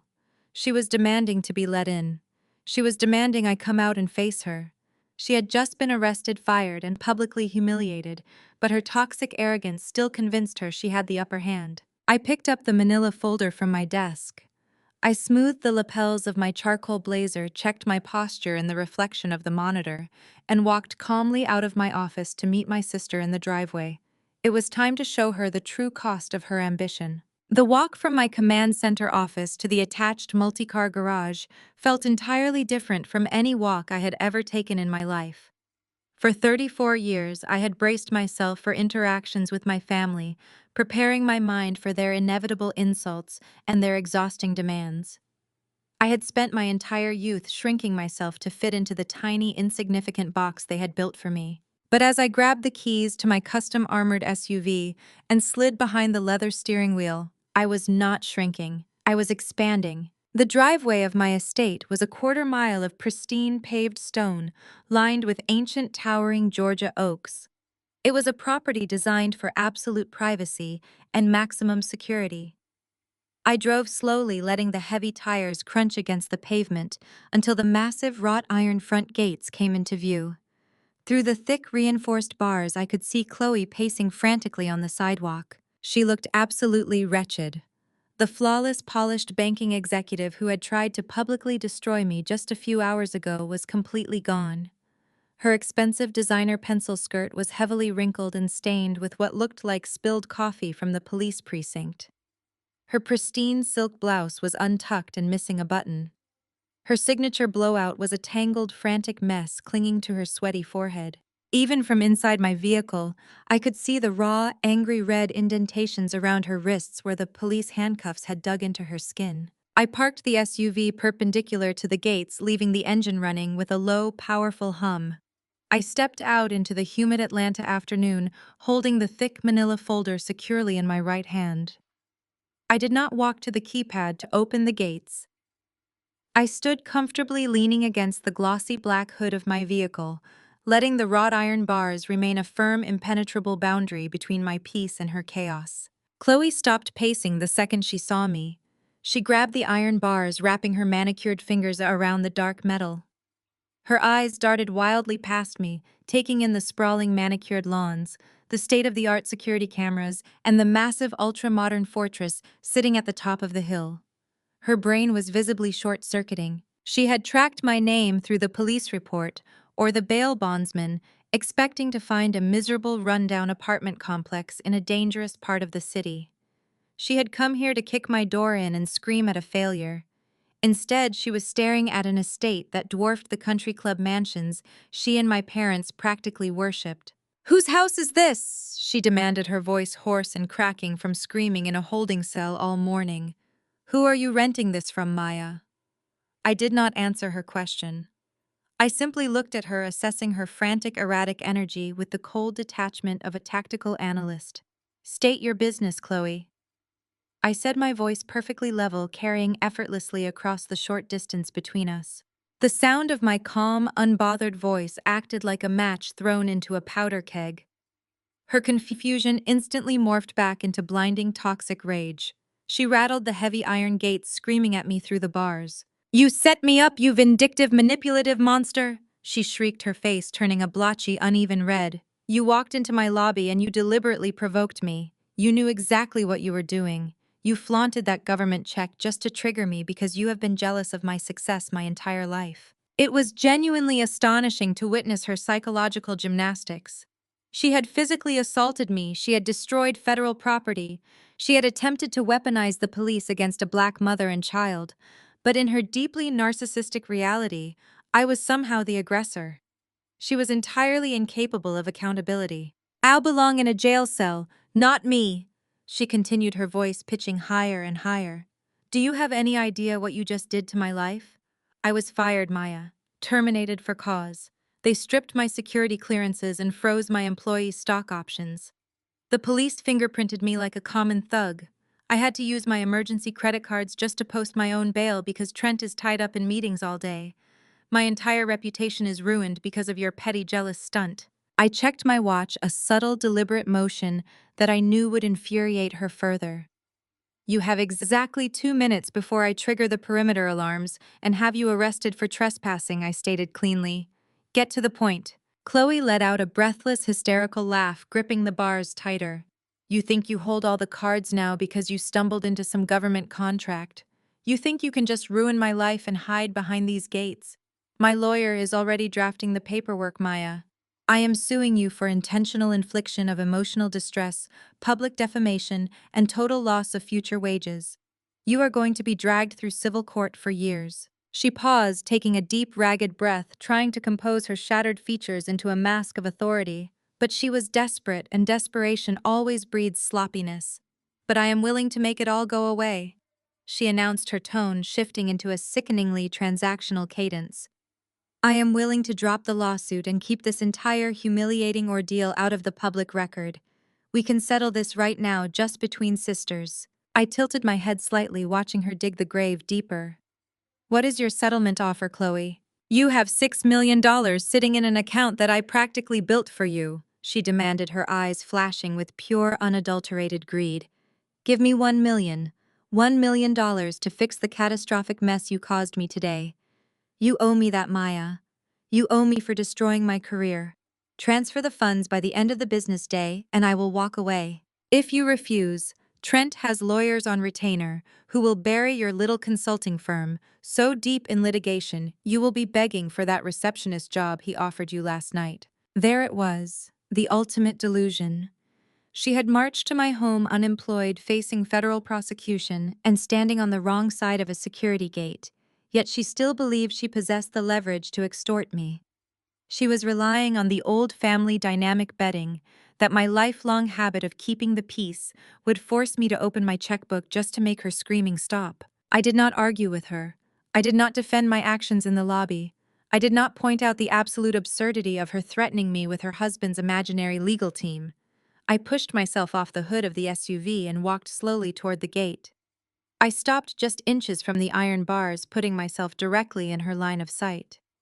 I slid the thick manila folder through the gap in the metal, holding it out to her. "What is this?" she snapped, staring at the folder suspiciously, as if it might physically bite her.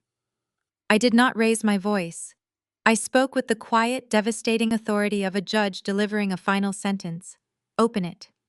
Chloe hesitated, her bravado faltering for a split second, but her arrogance won out. She snatched the folder from my hand and ripped it open, flipping past the cover page. I watched her eyes scan the first document. It was a comprehensive financial flowchart tracking the capital of Trent's primary real estate corporation. I watched as she flipped to the second page, which contained the offshore banking routing numbers and the undeniable digital logs of her own executive overrides laundering those exact funds. The color completely washed out of her face, leaving her looking like a hollowed-out ghost. Her hands began to shake violently, the papers rattling against the manila backing. She flipped to the third page. It was a summary of the active foreclosure notices on every single commercial property Trent claimed to own, followed by the active surveillance logs from the Financial Crimes Enforcement Network. She was looking at the absolute undeniable proof that her husband was not a millionaire real estate guru. He was a desperate, flailing criminal running a massive Ponzi scheme, and he had used her banking credentials to commit federal money laundering. The documents proved that Trent was not tied up in meetings all day. He was likely hiding in a rented office waiting for the federal indictments to drop. Chloe looked up at me, her breathing shallow and erratic. The papers in her hands were shaking so hard she nearly dropped them onto the pavement. The arrogant, demanding bank executive was entirely gone. She was staring at the total radioactive annihilation of her marriage, her finances, and her freedom. I watched the exact moment the illusion shattered. Chloe stood on the other side of my security gates, the thick federal documents trembling in her hands. Her eyes darted frantically back and forth across the pages, absorbing the undeniable reality printed in sharp black ink. She was reading the routing numbers, the offshore shell accounts, the active foreclosure notices, and the surveillance logs from the Financial Crimes Enforcement Network. The crisp autumn breeze rustled the leaves of the towering Georgia oaks lining my driveway, but otherwise the afternoon was completely silent. I did not say a word. I simply stood with my back resting comfortably against the hood of my armored vehicle, watching my sister process the total annihilation of her entire life. I expected her to collapse. I expected the heavy manicured facade to completely disintegrate into a puddle of tears and desperate apologies. I expected her to drop to her knees on the asphalt and beg for my help, pleading with me to use my military and government connections to somehow pull her husband out of the federal crosshairs. That is what a normal person would do when faced with the absolute certainty of an impending federal indictment and decades in a penitentiary. But Chloe was not a normal person. She was a narcissist entirely forged by our mother's toxic status-obsessed parenting. As I watched, a deeply disturbing physical transformation took over her body. The violent shaking in her hands suddenly stopped. The rapid, panicked breathing leveled out. She lowered the manila folder, her knuckles no longer white. She stood up perfectly straight, rolling her shoulders back to adjust her wrinkled, coffee-stained designer blouse. She lifted her chin, staring at me through the thick iron bars of my front gate. Then she smiled. It was a wicked, chilling expression that contorted her tear-streaked face into a mask of pure, unadulterated malice. The panic was entirely gone, replaced by a cold, calculating venom. Her survival instincts had kicked in, and in her twisted reality, she had just found a new angle of attack. She refused to be the victim. She refused to accept that she was married to a criminal and that her life as a wealthy buckhead socialite was over. Instead, she looked at the federal evidence of her husband's massive Ponzi scheme and saw a weapon she could use against me. "You honestly think you have won?" Maya Chloe said, her voice dropping to a low, steady hiss that carried easily through the wrought iron bars. "You think you can just print out some government surveillance logs, hand them to me, and watch me crawl? You think you are so brilliant sitting up in your multi-million-dollar fortress playing the hero?" I maintained my relaxed posture against my vehicle. I did not take the bait. I simply let her talk, allowing her to dig the trench she was standing in infinitely deeper. "Trent is a visionary." Chloe continued, her voice dripping with a delusional, sickening pride. "He just had a bad couple of quarters. The commercial real estate market shifted, and his investors got anxious. He had to move some capital around to maintain liquidity. It happens every single day in the financial sector. You would not understand that because you spent your entire life taking orders from the government instead of actually building wealth. All Trent needs is a bridge loan to stabilize his portfolios. Once the new development breaks ground, he can pay everyone back with interest." I stared at her, genuinely marveling at the sheer magnitude of her cognitive dissonance. She was looking at hard evidence of a massive illegal money laundering operation that she had personally facilitated with her bank executive credentials, and she was calling it a liquidity issue. She was defending a white con artist who had used her to steal millions of dollars. "The federal government does not issue bridge loans for Ponzi schemes, Chloe." I stated, my voice perfectly calm and devoid of any emotion. "They issue arrest warrants. Your husband is going to federal prison, and based on the digital footprint of your executive overrides at Sterling Wealth Management, You are going to be sitting in the cell right next to him." The wicked smile on her face did not falter. In fact, it grew wider, stretching the corners of her mouth in a way that made her look entirely unhinged. "I am not going anywhere, Maya," she sneered, wrapping her fingers around the iron bars of the gate. "And neither is Trent. Because you are going to fix this. You are going to fix this today." I tilted my head slightly, observing her with the clinical detachment of a tactical officer analyzing hostile behavior. "You are in no position to issue demands. You are unemployed, out on bail, and married to a federal target. You have absolutely zero leverage." "That is where you are wrong." Chloe laughed, a dry, humorless sound that scraped against the quiet afternoon air. "You do not know the whole story, Maya. You have been so busy hiding in your secret mansion that you missed what has been happening with the family. Mom and Dad already know about Trent's liquidity issues. They have known for months." I went completely still. My military composure held firm, but a cold spike of realization pierced my chest. I thought back to the hysterical, screaming voicemail Beatrice had left me while I was sitting in the bank penthouse. My mother had screamed that Trent's business was struggling, treating it like a devastating fact rather than a passing worry. Trent needed a massive infusion of cash to keep his early investors quiet. Chloe continued, her eyes gleaming with toxic triumph. "The banks cut off his credit lines. So he went to Mom and Dad. He sat down in their living room and told them about a highly exclusive guaranteed return investment opportunity. He promised them a 30% yield in 6 months. And because Trent actually looks and acts like a successful businessman, unlike you, they believed him." Chloe took a step closer to the gate, pressing her face near the bars. "They took out a massive second mortgage on the house, Maya. They completely drained their retirement accounts.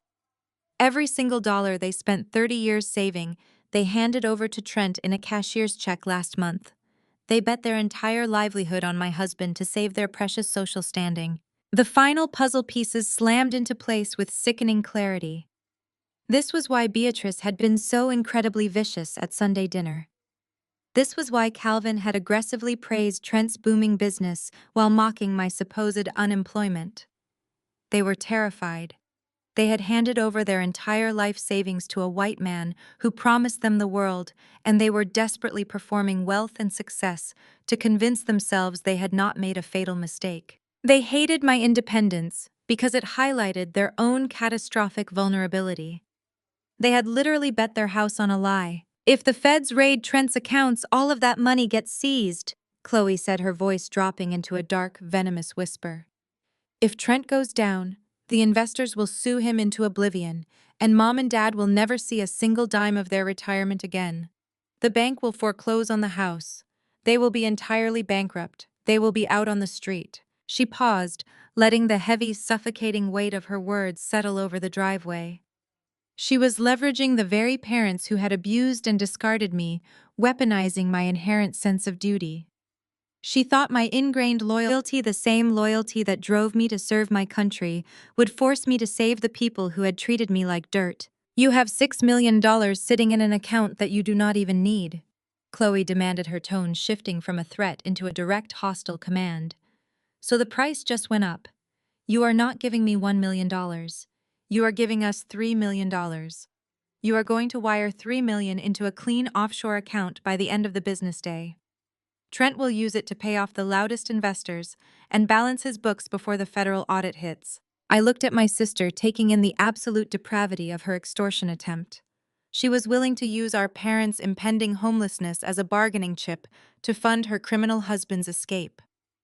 Chloe pressed her face against the iron bars, her eyes burning with pure, unadulterated malice. "If you do not transfer those funds today, Trent goes to prison, and Mom and Dad lose everything they have ever worked for," she snarled. "They will be living in a homeless shelter by the end of the month. So you will pay us right now, Colonel, or you will be the reason your own parents are homeless." I left Chloe standing at the iron gates of my estate. I did not give her an answer. I did not give her a reaction. I simply turned my back and walked up the long, sweeping driveway, leaving her to scream until her voice gave out. I knew exactly what her next move would be. Desperate people are highly predictable. Exactly 45 minutes later, my encrypted phone vibrated on my desk. The caller identification displayed my father, Calvin. He did not ask how I was doing. He did not ask about the traumatic incident at the bank. He issued a rigid, absolute command demanding my immediate presence at their home for an emergency family meeting. He spoke as if I were still a vulnerable teenager living under his roof instead of a retired military commander who could buy his entire neighborhood. I told my private security team to keep the perimeter locked down tight. Jamal was completely safe in the home theater room, unaware of the storm gathering across the city.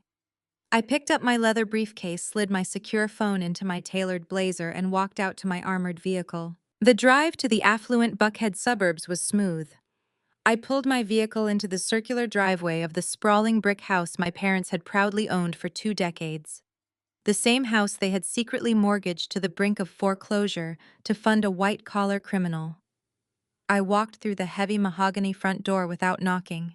The atmosphere inside the formal living room was thick with a toxic, suffocating desperation masquerading as authority. They had arranged themselves like a Supreme Court panel waiting to pass judgment on a rogue defendant. Calvin sat dead center in his high-backed leather armchair, his hands gripping the armrests. Beatrice paced nervously near the grand stone fireplace, clutching a crystal glass of bourbon so tightly her knuckles were white. Chloe sat on the expensive velvet sofa, her eyes red and puffy from crying in a holding cell all morning. Sitting right next to her was Trent. My arrogant white brother-in-law looked completely haggard. The polished real estate guru facade was cracking at the seams.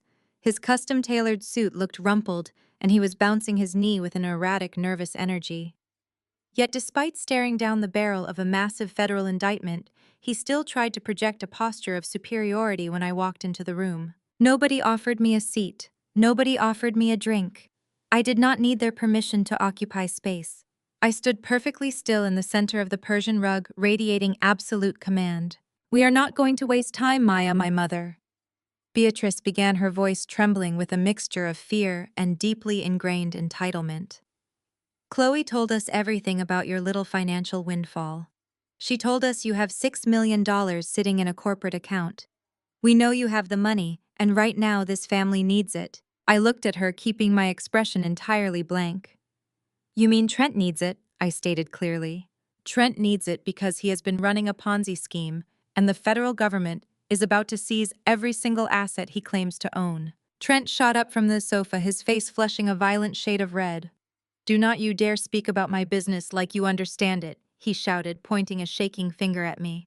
I hit a temporary liquidity snag. It is a minor cash flow issue that happens in high-level commercial development every single day. If you just transfer $3 million into my holding account, I can satisfy the primary investors and clear the federal audit. You are going to fix this. "You are demanding I pay $3 million to cover up your federal crimes?" I asked, tilting my head slightly. "You are going to do it because you owe this family," Beatrice screamed, stepping away from this fireplace. Her voice echoed sharply off the high ceilings. "You owe us, Maya. We raised you. We sacrificed everything to give you a good life in a good neighborhood. We gave you everything you needed to succeed, and you turned your back on us. Now your father and I are facing absolute ruin. We took out a second mortgage on this house to help Trent bridge his developments. We drained our retirement accounts. If he goes down the bank, takes this house, we will be out on the street. You owe us your loyalty." I let her words hang in the heavy air of the living room. She genuinely believed her own fabricated history. She genuinely believed I was indebted to the very people who had deliberately sabotaged my future. "I owe you," I repeated, my voice dropping to a low, lethal register. "You mean I owe you like the $100,000 life insurance policy from my grandfather that you stole when I was 18 years old?" Beatrice froze. The crystal glass in her hand stopped shaking. "You thought I did not know," I continued, stepping smoothly toward her. "You thought I was just a naive teenager who did not understand financial documents. Grandpa left that money in a trust specifically designated for my college education. You forged my signature as the custodial parent. You drained every single cent of that policy and you gave it to Chloe. You bought her a brand new luxury vehicle and funded her lavish sorority lifestyle while you told me there was no money left for my education. You forced me to walk into a military recruitment office and enlist just so I could get a degree. You stole my future to buy her shoes. And now you have the absolute audacity to stand in the house you lost to a con artist and tell me I owe you my loyalty. Chloe looked away, unable to meet my eyes. Calvin stared at the floor. But Trent, the man who had scammed my parents out of their entire life savings, scoffed loudly. He took 2 aggressive steps toward me, trying to use his height to intimidate me. He was a white man standing in a black household, trying to assert dominance over a black woman who had commanded battalions. It was the most pathetic display of unearned arrogance I had ever witnessed. "Listen to me, you ungrateful thug!" Trent snarled, his true racist colors finally bleeding through his polished corporate veneer. "I do not care about your petty ancient family drama. You are going to sign that check right now. You are going to write the money over to my account, because if you do not, you are going to be the reason your parents are living in a homeless shelter. You need to know your place, Maya. You are nothing but a glorified security guard who got lucky. I am the one who elevated this family. Write the check and save your parents." I did not flinch. I did not step back. I looked at Trent with eyes so devoid of human sympathy he actually stopped breathing for a second. I looked past him to my parents. I waited for my father to stand up. I waited for Calvin to defend his daughter against a man who had just called her a thug in her own childhood home. I waited for him to throw Trent out the front door. Calvin did not move to defend me. Instead, he slowly stood up from his leather armchair and looked directly at me. "Trent is right, Maya," my father said, his voice cold and heavily calculated. "You are going to provide the capital to stabilize his business. If you refuse to help this family survive, I will make sure you lose everything you just built." I raised an eyebrow, genuinely curious about how a bankrupt man planned to destroy a federal defense contractor. "How exactly do you plan to do that, Calvin?" "I will go to the press," Calvin threatened, stepping forward to stand beside Trent. "I will call the local news stations and the business journals. I will tell them that the CEO of Apex Vanguard is an elder abuser. I will tell them you manipulated your way into government money and then deliberately left your elderly parents to be foreclosed on and thrown into the streets. I will drag your name through the mud until your corporate reputation is entirely shattered. No government agency will want to contract with a woman who abuses her own family.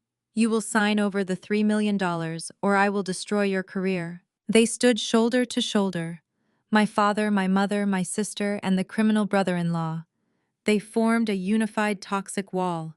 They thought they had me completely cornered. They thought my inherent sense of family loyalty, combined with the threat of public defamation, would finally break my spirit. They thought I would revert to the quiet, compliant girl they used to control. I looked at the 4 of them, taking in their desperate, arrogant faces. I reached inside my tailored blazer. I moved slowly, deliberately, letting the tension in the room stretch to its absolute breaking point. I pulled out my solid gold fountain pen. The polished metal caught the light of the living room chandelier.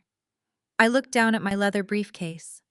Then I looked back up, meeting my father's eyes with a deadly serene smile. The gold fountain pen hovered just an inch above the crisp paper of my checkbook. The silence in my parents' living room was so absolute, I could hear the antique grandfather clock ticking in the hallway. I looked around the room at the 4 faces, watching my hand. The greed radiating from them was palpable and deeply sickening. Trent shifted his weight on the velvet sofa, his pale eyes locked onto the pen like a starving dog staring at raw meat. The arrogant real estate guru was entirely gone, replaced by a desperate, frantic man, seconds away from federal ruin. My father Calvin stood tall with his chest puffed out fully, believing his empty threats of public defamation had broken my spirit. My mother Beatrice held her breath, her hands clasped together in eager anticipation of the bailout that would save her precious suburban social status. And Chloe, my golden child sister, wore a twisted, victorious smirk, absolutely convinced she had finally put the military failure back in her place. They had spent my entire life taking from me. They took my childhood. They took my dignity.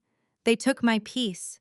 And now they genuinely believed they could take the wealth I had bled for to cover up a massive white-collar crime.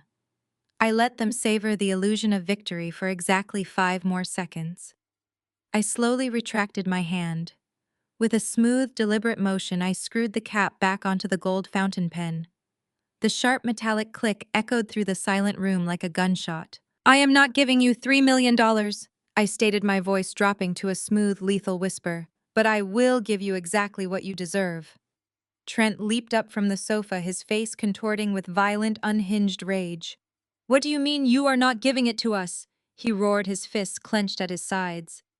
You think this is a game, Maya? Your father just told you what is going to happen. You sign that check right now, or we will completely destroy your company by tomorrow morning. Calvin took an aggressive step forward, his face darkening with fury. Do not test me, Maya, he warned, his voice shaking with anger. You are going to write that check, or you will never work in the defense sector again. I will make sure every news outlet in Atlanta knows exactly what kind of ungrateful daughter you are. I did not flinch. I did not even look at my father. I simply reached into the interior pocket of my tailored blazer and pulled out my encrypted government-issued phone.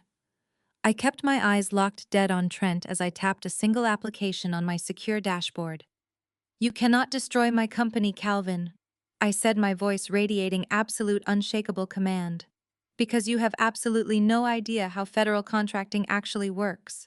I pressed my thumb against the biometric scanner on my screen. A silent digital command shot from my device directly to the smart lock on my parents' heavy mahogany front door. The deadbolt retracted with a loud, sharp mechanical clack. Before my mother could even turn her head to see who was at the door, the heavy wood burst open with explosive, terrifying force. Beatrice let out a blood-curdling scream as a dozen heavily armed individuals flooded into her pristine, formal living room. They did not knock. They did not ask for permission. They poured through the entryway with overwhelming tactical precision. Two agents wearing dark windbreakers with the large, bold yellow letters of the Federal Bureau of Investigation printed across their backs took immediate control of the room. They were flanked by 6 uniformed officers from the Atlanta Police Department, their hands resting securely on their tactical belts. The perfectly curated suburban illusion of my parents' household shattered into a million irreparable pieces in a matter of seconds. Nobody moved the lead. Federal agent shouted, his voice booming with unquestionable authority. He flashed his gold badge, sweeping his eyes across the terrified faces of my family before locking directly onto my brother-in-law. Trent, you are under arrest. The color completely drained from Trent's face, leaving him looking like a hollowed-out ghost. The arrogant, racist bully who had called me a thug just moments ago was instantly reduced to a trembling, terrified coward. He stumbled backward, his knees hitting the edge of the velvet sofa. He raised his hands in a frantic, pleading gesture, looking wildly between the federal agents and the local police. Wait, there is a misunderstanding. Trent stammered, his voice cracking into a high-pitched, pathetic whine. You have the wrong man. I am a legitimate commercial developer. This is a private family residence. You cannot just barge in here without a warning. The lead agent did not even blink. He stepped right up to Trent, pulling a thick stack of warrants from his jacket. We have a federal warrant for your arrest on multiple counts of wire fraud, money laundering, and operating an illegal Ponzi scheme, he stated loudly, reading the charges for the entire room to hear. We also have warrants to seize all physical and digital assets connected to your offshore holding accounts. Put your hands behind your back right now. Chloe shrieked a sound of pure, unadulterated terror. She jumped up from the sofa, backing away from her husband as if he had suddenly caught fire. Mom, she screamed, looking at Beatrice, who was currently hyperventilating against the stone fireplace. Mom, do something. Tell them to leave. Tell them he is innocent. Calvin stood completely frozen, his mouth opening and closing soundlessly. The man who had just threatened to destroy my career with a phone call was utterly paralyzed by the presence of actual federal authority in his living room. He watched in absolute horror as 2 police officers grabbed Trent by the arms, spinning him around and slamming the heavy metal handcuffs onto his wrists. I remained perfectly still in the center of the Persian rug, untouched by the chaos swirling around me. I calmly slipped my phone and my gold pen back into my blazer pocket. Trent struggled against the officers, twisting his neck to glare at me with wild, furious eyes. You did this, he screamed, his voice dripping with venom. You set me up, you vindictive monster. You called them. I stepped forward, closing the distance between us. The federal agents did not stop me. They knew exactly who I was, and they knew exactly who had handed them the impenetrable digital dossier detailing every single stolen dollar in Trent's fraudulent empire. I did not set you up, Trent. I said, my voice slicing through the frantic noise of the room with icy, devastating clarity. You set yourself up the second you decided to steal millions of dollars and run it through a federally monitored banking institution. I turned to look at my parents, their faces pale and slick with panicked sweat. I looked at Chloe, who was currently sobbing hysterically as she realized her entire life of luxury had been funded by stolen money and was effectively over. You see, I continued projecting my voice so every single person in the room could hear the absolute finality of my words. When you hold a top-level federal security clearance as a primary defense contractor, you are bound by strict legal obligations. The second I tapped into my network and uncovered the undeniable digital footprint of a massive money laundering operation, I was legally mandated to report it to the authorities immediately. Failing to hand that evidence over to the federal government would have been a felony. I did not betray this family, I simply followed the law. I offered them a cold, brilliant smile, the ultimate sweet payoff for 34 years of emotional abuse. I told you I would give you exactly what you deserve, I said smoothly. The trap is officially closed. The lead federal agent stepped forward, completely ignoring the stunned silence that had swallowed my parents' living room. He grabbed Trent by the shoulder and spun him around, pressing him firmly against the expensive floral wallpaper. The sharp metallic click of the handcuffs echoing through the space was the most beautiful sound I had heard all week. Trent did not look like a real estate guru anymore. He looked like a cornered animal, his tailored suit bunching up awkwardly around his shoulders as the agent read him his Miranda rights listing off federal wire fraud, money laundering, and conspiracy. Chloe finally broke out of her paralyzed state. The reality of the metal cuffs securing her husband snapped her survival instincts into overdrive. She let out a high-pitched guttural shriek and bolted toward the kitchen, her designer heels sliding wildly on the polished hardwood floor. She thought she could just run out the back door and escape a federal indictment. She did not make it past the dining room table. A female police officer intercepted her with practiced efficiency, grabbing Chloe by the arm and spinning her around. Chloe fought wildly, kicking and screaming that she was a vice president, that she was a victim, that she had no idea what her husband was doing. You are under arrest for conspiracy to commit bank fraud and unauthorized access to federal financial networks, the officer stated coldly, forcing Chloe's hands behind her back. I did not do anything. Chloe sobbed, mascara running down her face in thick black streaks. I am innocent, Maya, tell them. The lead FBI agent pulled a folded document from his jacket pocket and held it up. It was the exact digital log I had compiled, showing her specific employee identification number, overriding the security protocols on Trent offshore accounts. The paper was undeniable.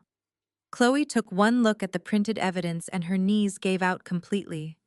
The officers had to physically hold her up as they marched her toward the front door. My father, Calvin, stood frozen near his leather armchair. The man who had spent his entire life demanding respect and threatening to destroy my career was now nothing more than a hollow, terrified shell.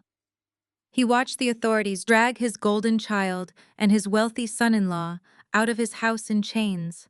He could not speak. He could not defend them. He finally understood that he had bet his entire livelihood on a criminal, and he had absolutely zero leverage left. But my mother Beatrice could not accept the silence.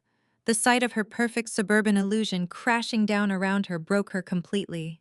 She dropped to her knees right there on the expensive Persian rug. The woman who had cared more about country club status than her own flesh and blood crawled across the floor toward me.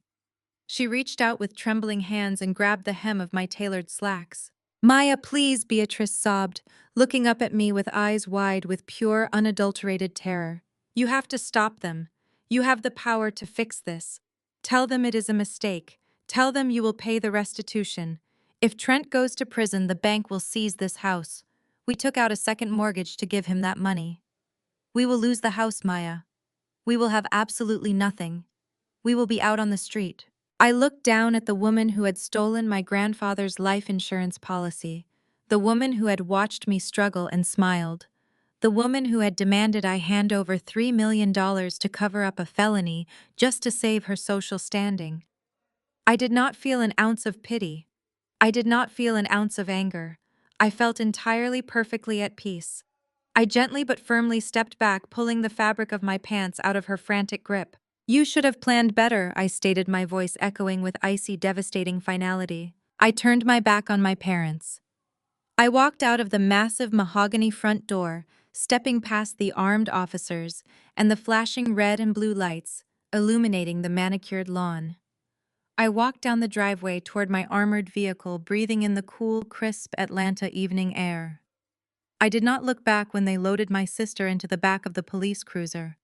I did not look back when my mother wailed from the front porch. I simply got into my car, started the engine, and drove back to my estate, leaving them in the ruins of their own making. 3 months passed, bringing a quiet, glorious stability to my life and absolute devastation to theirs. The federal justice system moves with lethal efficiency when handed a perfectly compiled digital dossier of money laundering evidence. Trent did not stand a chance. His expensive defense attorneys took one look at the security logs I had provided to the FBI and immediately advised him to cooperate. It did not matter. The judge sentenced him to 15 years in federal prison without the possibility of early parole. Every single asset he claimed to own, from the imported cars to the fake commercial deeds, was seized by the government to pay restitution to the investors he had defrauded. Chloe tried to fight her charges, clinging to her arrogant delusion that she was untouchable. But when the prosecutors offered her a deal that would keep her out of a federal penitentiary, her survival instincts kicked in again. She took the plea. She avoided jail time, but the consequences were absolute. She was hit with massive financial penalties, placed on 5 years of strict probation, and permanently banned from working in the financial sector or holding any fiduciary license for the rest of her life. The last I heard, through the Atlanta grapevine, the former vice president of Sterling Wealth Management was now working as a cashier at a discount retail store in the outer suburbs. She wears a bright blue polyester vest with a plastic name tag, scanning barcodes for minimum wage, completely stripped of the designer labels and the false superiority she had weaponized her entire life. As for Beatrice and Calvin, their downfall was swift and entirely of their own design. When Trent assets were frozen, the bank immediately called in the second mortgage my parents had taken out on their Buckhead estate. Because they had drained their retirement accounts to fund Trent Ponzi scheme, they had absolutely no capital left to satisfy the debt. The bank foreclosed on the property in record time. They were forced to pack up whatever belongings they could fit into a moving truck and vacate the premises. They moved into a cramped, noisy 2-bedroom apartment situated right next to a busy interstate highway. The country club friends who used to attend their lavish Sunday dinners stopped returning their phone calls the second the scandal hit the local news. They were entirely excommunicated from the wealthy social circles they had sacrificed their souls to be a part of. They have nothing left but each other and the suffocating weight of their own shame. I have not spoken to them since the night the FBI raided their living room, and I never will again. I am sitting on the expansive, sun-drenched balcony of my private estate. The morning air is fresh, carrying the scent of the pine trees that border my secure property. I take a slow, deliberate sip of my black coffee, feeling the warmth spread through my chest. Down below, in the massive, securely fenced backyard, Jamal is laughing. He is throwing a tennis ball to the rescue dog we adopted last month, his generic sneakers kicking up the fresh green grass. He is happy. He is safe. He will never know the toxic conditional love that I grew up with. My encrypted government phone vibrates on the glass patio table next to my coffee mug. I pick it up, the biometric scanner, unlocking the secure dashboard instantly. It is an official communication from the Department of Defense. Apex Vanguard just successfully outbid 3 major competitors. We landed another massive 8-figure federal contract to overhaul the cybersecurity infrastructure for the naval fleet. I smile, locking the phone and slipping it into my pocket. My sister thought she held all the power because she sat behind a glass desk and wore expensive clothes. My parents thought they could demand my loyalty after spending my entire life treating me like an unwanted burden. They thought they could break my spirit by trying to humiliate me in a bank lobby. They thought that by tearing up a piece of paper they could erase my authority and put me back in my place. But they forgot one crucial, undeniable fact. A piece of paper is just paper. It holds no real power. The power belongs to the person who commands the network behind it. I am the network. I am the bank. I built an empire from the mud they pushed me into, and I used it to secure my family future while completely dismantling theirs. They underestimated a black woman who had survived the absolute worst they had to offer. They thought I would surrender the moment things got difficult. But my family finally learned a very hard, very permanent lesson. A colonel never retreats, she simply reloads. The ultimate lesson from Maya's journey is that your worth is never defined by those who are committed to misunderstanding you. Toxic family dynamics often thrive on manipulation, false narratives, and tearing down the strong to protect the weak egos of favored relatives.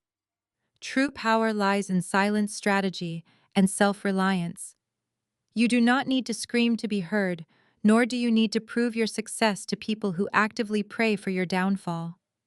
Protect your peace, build your own empire in the dark, and let your undeniable success be the only noise you ever make. If you have ever had to walk away from toxic family members to protect your peace and build your own empire, hit the like button and subscribe for more empowering stories.